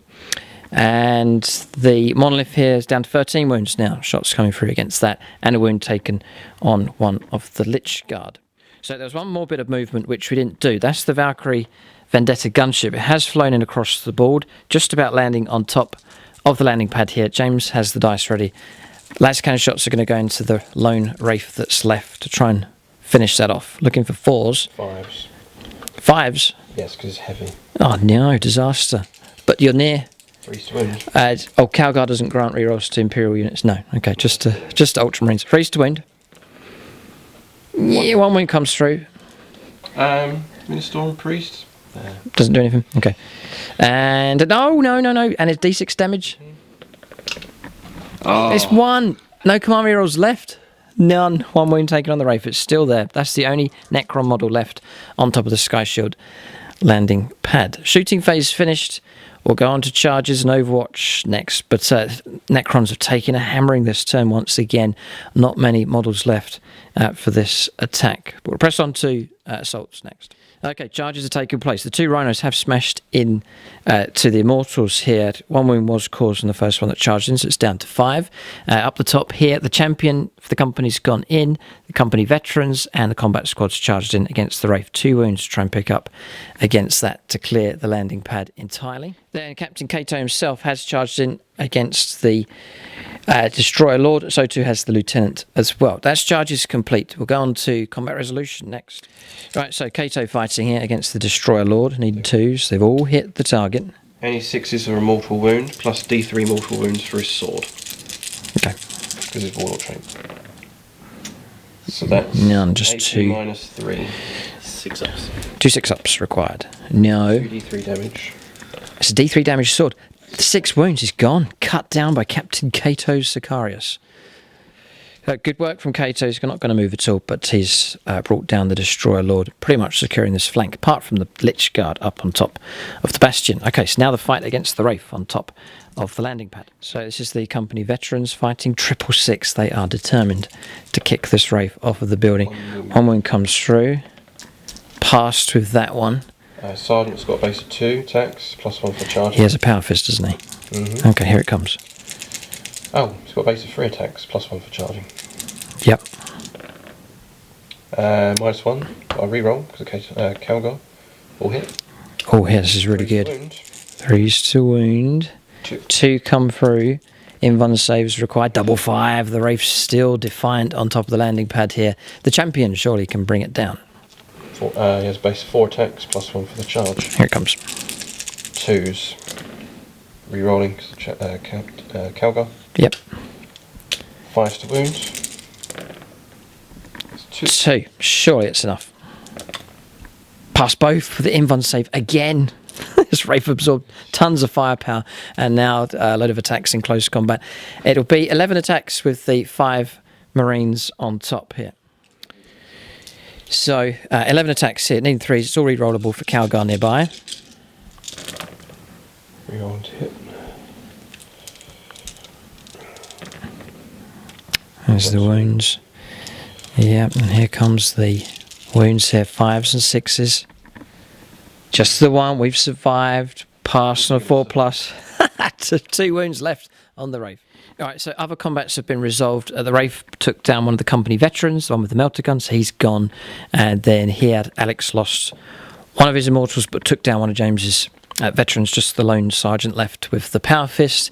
And then no wounds against the immortals that were driven into by the 2 rhinos, but we caused a wound on the damaged rhino. It's now down to 4.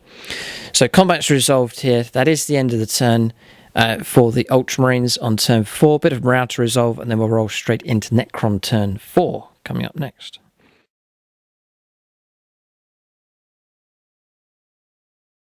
Alright, so we're on turn 4 here for the Necrons, about to do some reanimation protocols here. Situation is that the Valkyrie has arrived. Necrons don't have much left to shoot at it, apart from these 2 Doomsday Arcs at the back. If the Valkyrie is brought down, there'll be no extraction here. James will just have to protect the citizens as they are on the battlefield. They'll not be extracted. James can still pick up points for keeping them safe. They'll have to be evacuated somewhere else if that Valkyrie Vendetta isn't destroyed. Maybe the Stormraven gunships would turn around and pick them up, but that's the main escape for them at the moment if the Imperial Guard can keep the Vendetta alive. We'll go now on to movement here for the Necrons on turn 4. Alright, so movement complete. A wound restored on the Necron monolith just here. Both of them pushing through in this direction, slowly moving towards the landing pad. Reanimation protocols brought back the lost Tomb Blade, and they've moved out here, helping to secure this objective so the Necrons can pick up 2 points. Getting ready to lay some firepower down in this direction. Wraith's jumped up and over. Looks like he's going after the Apocrypha just over there. And then pulling out of combat but holding this objective with the Cryptek. Pulling out of combat, and we restored on quadruple 6 all of the Necron Immortals in that squad. So 10 of them here as they hold on to the Astropath citizen just there. Then the Wraiths maintaining close combat here. Tamra has moved across and has landed himself on top of the landing pad here.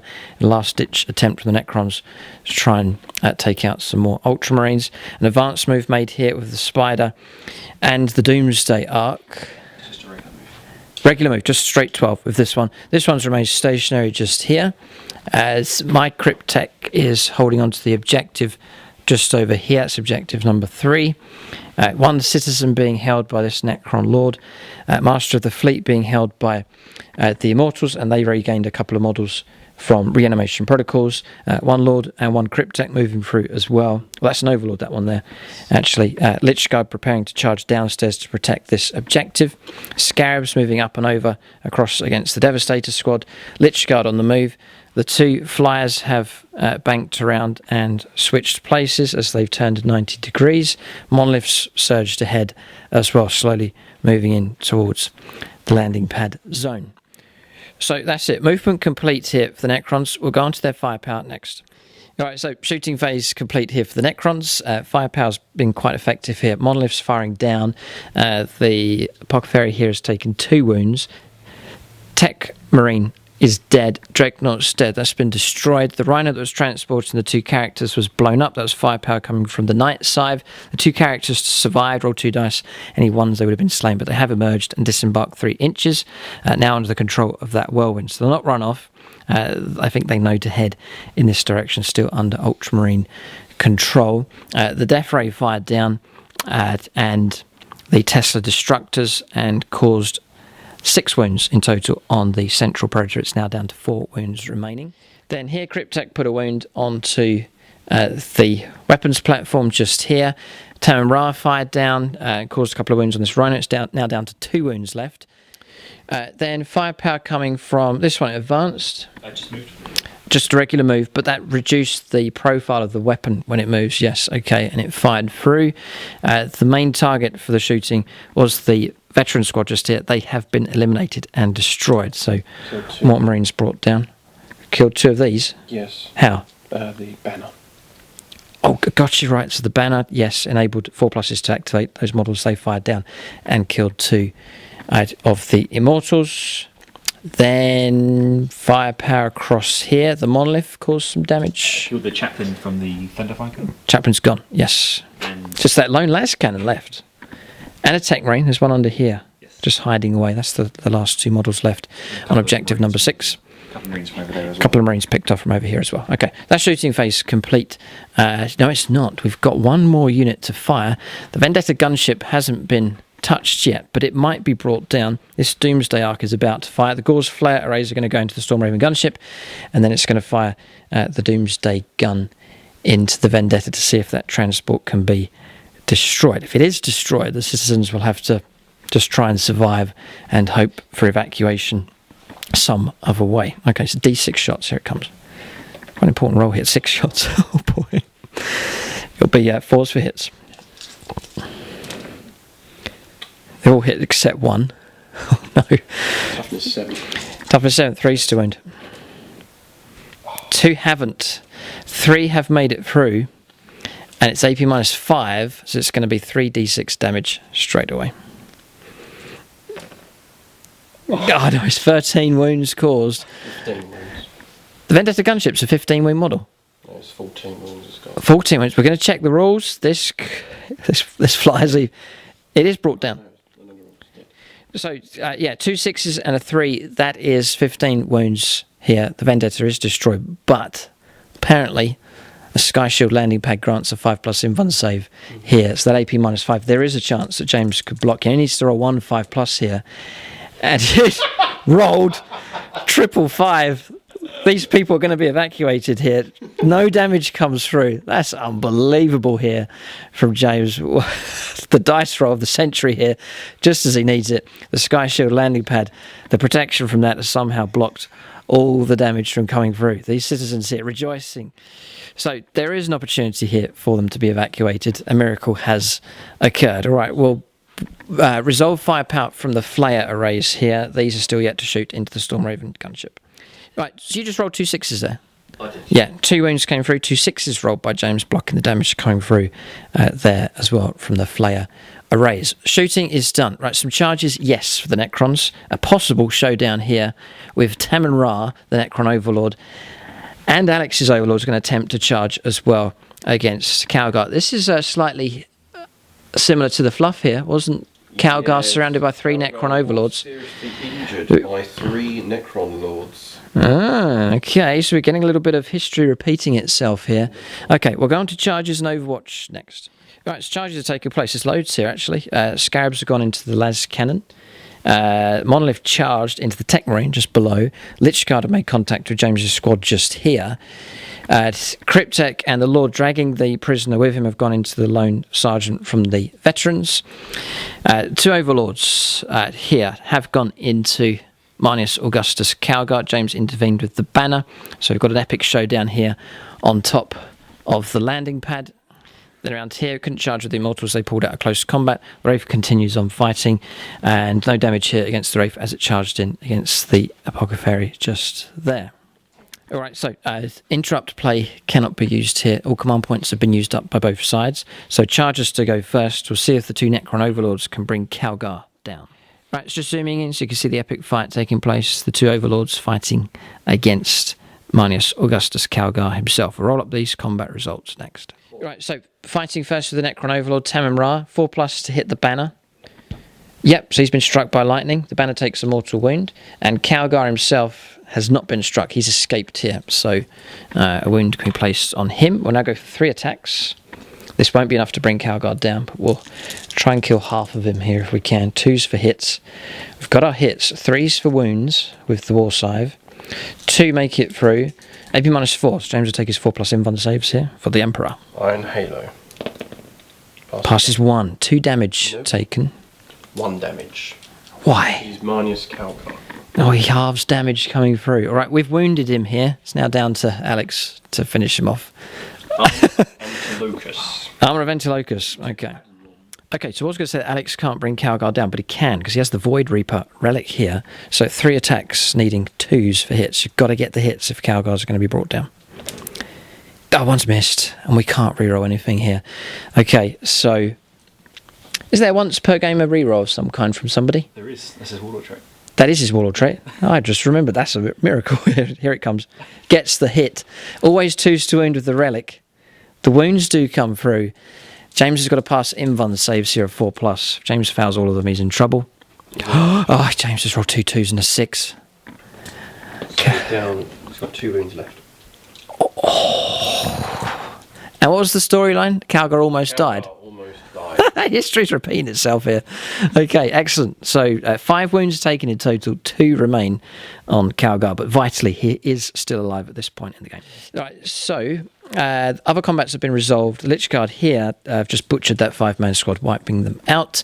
Here the Sergeant survived against the 2 charging units. The Lord then took 3 wounds from Power Fist. The Wraith took a wound but wasn't destroyed. It still remains alive. And the Bog Ferry here has died. The Wraith destroyed that. And the Las Cannon, the last member of the Devastator squad, was wiped out by the Scarabs. And down here, no damage done at all. Okay, so here we go. James is going to attack who with 4 attacks. Calgar? It's the one that's most deadly. This one? Yeah. Okay. He was charged 5 attacks. Oh, it's ongoing. No, it's... No. 6 attacks. 6 attacks. Oh, he's going to split. He's going to split. Okay, here we go. 4 attacks into Alex's Overlord hit. All hit. Score all his hits. 3. 8. 3's to wound. Toughness 5. No lieutenant nearby. No. Okay, 3 wounds come through. 4+ invuln save. Here it comes. It's an important roll here. Oh, he's passed 2. D3 damage. D3 damage. 2 wounds taken. Necron Overlord still very much alive, and they're now fighting against Tamon Ra himself. 2 hits come through. 1 wound. 1 wound comes through. 4 up invuln save with the lightning field. Passed here as well. These 2 Overlords still surviving. All right, so rest of the combat's resolved here. The Ancient charging in did cause 3 wounds against Tamon Ra, but he passed all of the saves. Across here, Tech Marine didn't cause any damage. So that's combat's resolved. Morale is no problem here for any of the units on the board. So turn is finished. We'll go on to turn 5. I reckon this will be the final turn of the game. See if James can extract some characters from the board and see how many points can be picked up by both sides. This is it, the final turn of the game coming up next. Ultramarines turn 5.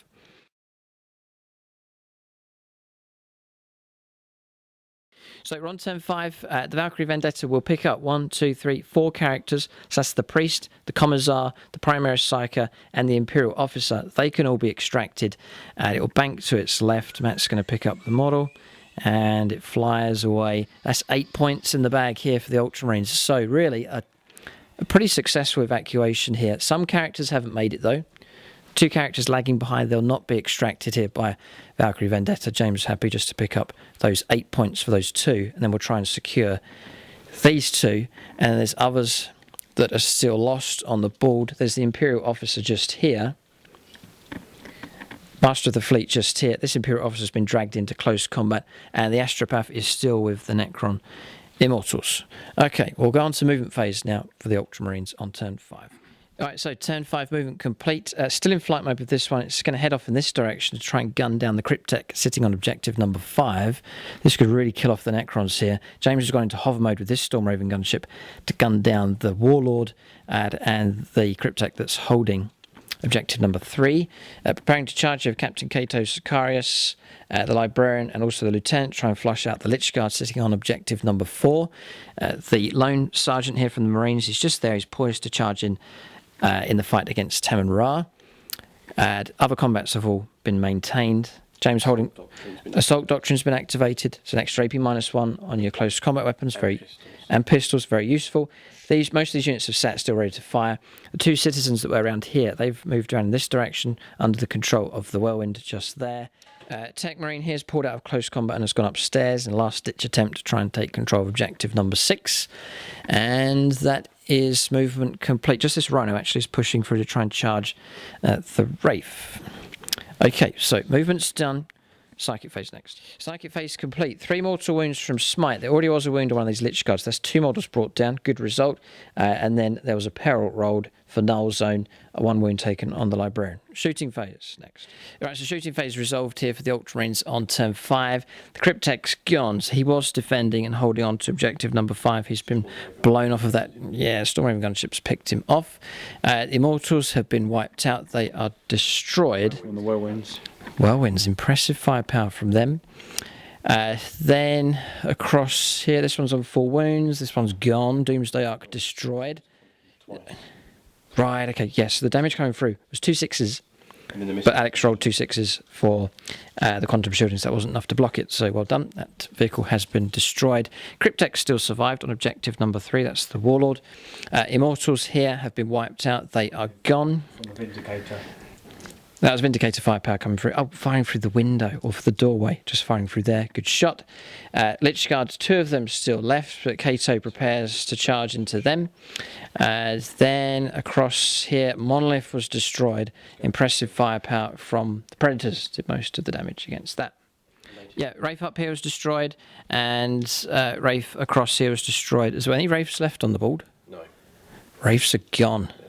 Neutralised here. Okay, so we'll go on to charges and Overwatch next. Right, so charges have taken place. Captain Cato Sicarius and the Lieutenant and the Librarian have charged into the 2 remaining Lich Guard. Looks like they're in trouble now, despite the butchery that they've done in this game. Then across here, the Company Champion has charged into Alex's Overlord, and the fight continues here against Temmin Ra. So melees to resolve here as the game reaches its climax. Right, 5 attacks at Captain Cato Sicarius. Here it comes. 2s. 2s for hits. Your own 1s. Because he's a captain of the Ultramarine 2nd Company. Strength 4. 6s are good. Looking for 6s here. Yes. There's a 6. That's a mortal wound plus D3 mortal wounds. Because of Warlord trait. So That's 3 mortal wounds. Wow, that's 1 Lich Guard gone.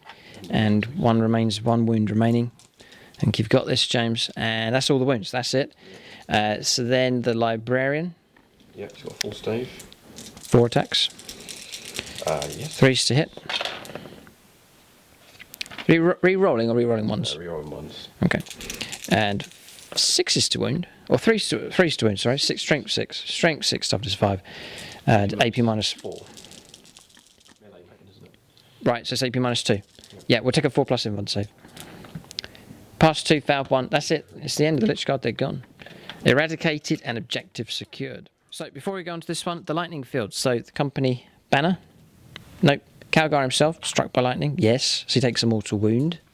I think he's got 1 wound left here. The Company Champions, just in range. He takes a mortal wound. That sergeant that charged in bravely, struck by lightning and dead. So he can go. Banner's nearby. See if the sergeant gets to fight. No, he doesn't. Okay, so he's gone. Right, so Calgar's going to split his attacks. Is that wise? We'll see. 3 attacks into Alex's Overlord here with the Void Reaper. All hit here, 3s to wound. 2 wounds make it through. 2 invuln saves, 4+. I think Alex needs to pass these. Well, 1 makes it through.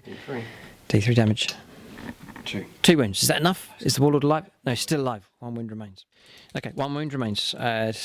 2 attacks into Temmin Ra himself. Hits, because he's not unwieldy. So 3s to wound. 1 wound, no lieutenant nearby, so we'll go to a 4+ invuln save. Passed here with Temra, he'll survive. And now the company champion to try and finish off Alex's Overlord here. So this combat's not resolved. 2s. Yeah, 2s, re-rolling. 4 hits. So you're fighting a character, you get something special for that? I re-roll wound rolls against characters. Oh no. Strength is? 4. 5 to win. And re-rollable. 1 wound so far. 2 wounds. 2 wounds. AP minus 4. 2 invuln saves required. First one, no. Next one, no. 4 damage. 4 damage. 1 Overlord slain. Calgar protected to some degree. Alright, so next is the Overlord fighting here. Temra himself fighting against Manius Augustus Calgar to change galactic history. 3 out of 3 hits. 3 out of 3 wounds. 4+ invuln saves. He's dead. 6 damage. It's halved though. 3 damage. What can you do? 3 wounds have come through. Nothing. He gets to attack on a 4+. He does fight back. Does he take Temra with him? He does. He gets a hit. He fails to wound. Ooh, Calgar's gone. Maybe seriously wounded, but never slain here. But Calgar's removed from play. Okay. So characters have been extracted here, but at what cost? All right, so combats have been resolved here. Across the other side, James's Sergeant was destroyed, the veteran fighting away against the Cryptek and the Lord. So, turn's finished. We're going to end the game here. We don't really need to go on to Necron turn 5. The Ultramarines do have victory here. We'll get an exact score for victory points, but it's been a slaughter on both sides. But the Ultramarines have given a very good account of themselves here in this fight. They have, apart from Temra, they mostly cleared the landing pad and vitally managed to extract 4 of the characters. So we'll get an exact score next for victory points. Okay, so victory points for the Necrons. We'll calculate them first. 2 points picked up for this objective. 2 points picked up for... No, we were cleared off of this one. Cryptek was destroyed. We do pick up 2 points for that objective just there. Then there was the objective round the other side of the board. I reckon the Necrons do hold that. 2 bases of Scarabs against James's 1 model just here. So Necrons can have that one. That's 6 points. Characters held by the Necrons. No, the Master of Fleet escaped here. But this Imperial officer was picked up, and so too, most of the game, this Imperial officer has been held captive as well, so 2 points for that. And we'll get a point for destroying one of the warlords here. Calgar was brought down, so that's 9 points here for the Necrons. But it's a bit of a landslide here for the Ultramarines. They get 2 points for grabbing this objective right at the end. They do control this central objective. There's troops nearby and more models than Tamra. So 2 points, 4 points, sorry, picked up for that one. That's the primary objective. So that's 6 points picked up. And then 8 points for the 4 characters that were extracted. So 14 points total. That's 2, 4, and then 8, so 14 points. And then characters under James's control, those 2 over there, the officer, the Master of Ordnance and the Lord Commissar, those 2 points picked up. That's 16 points. Yes, make it 17 points. Alex's warlord was slain, so 17 points to 9. A good victory here for the Ultramarines, but we've seen some great narrative moments take place. Calgar surrounded by 2 Necron overlords. Here, maybe history slightly different than as is recorded in 40k history. A great defence from James, attacked on all sides, almost entirely surrounded at one point, but managed to hold the Necrons back and also causing some horrific damage against this Necron army. It well and truly has been broken here. There's not much left, especially on this flank. There's virtually nothing left of the huge Necron attack that took place. So, great game here using regular 40k rules. A big thanks to Alex Cottis for taking part and for preparing these great crystals to use in this game, and for his army taking part here as well. Matt Hood taking part, some of his models used in this game also. And yes, a big thanks to James for taking part with his Ultramarines. He was in a low mood for a good half of the game, but now he's perked up after achieving a great victory here in the fall of DAMNOS. But James, you may have won this battle, but you did lose the war. DAMNOS fell to the Necrons and had to be recaptured at a later date. But in this particular sector of the planet of DAMNOS, the Ultramarines have prevailed. Great game. Thanks for watching. Keep a lookout for more Apocalypse battle reports on the channel, and tune in next time.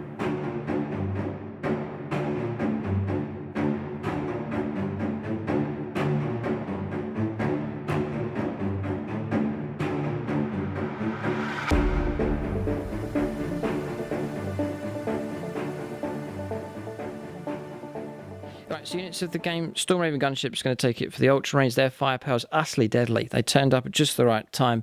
Their firepower, both against heavy targets and against infantry, was vital in this fight, helping to clear the frontal assault. And then for the Necrons, the Reefs were a menace throughout the entire game, wherever they were on the battlefield. And also an honourable mention to the Triarch Praetorians, a solid unit, deadly in close combat as well. That's units of the game for both sides.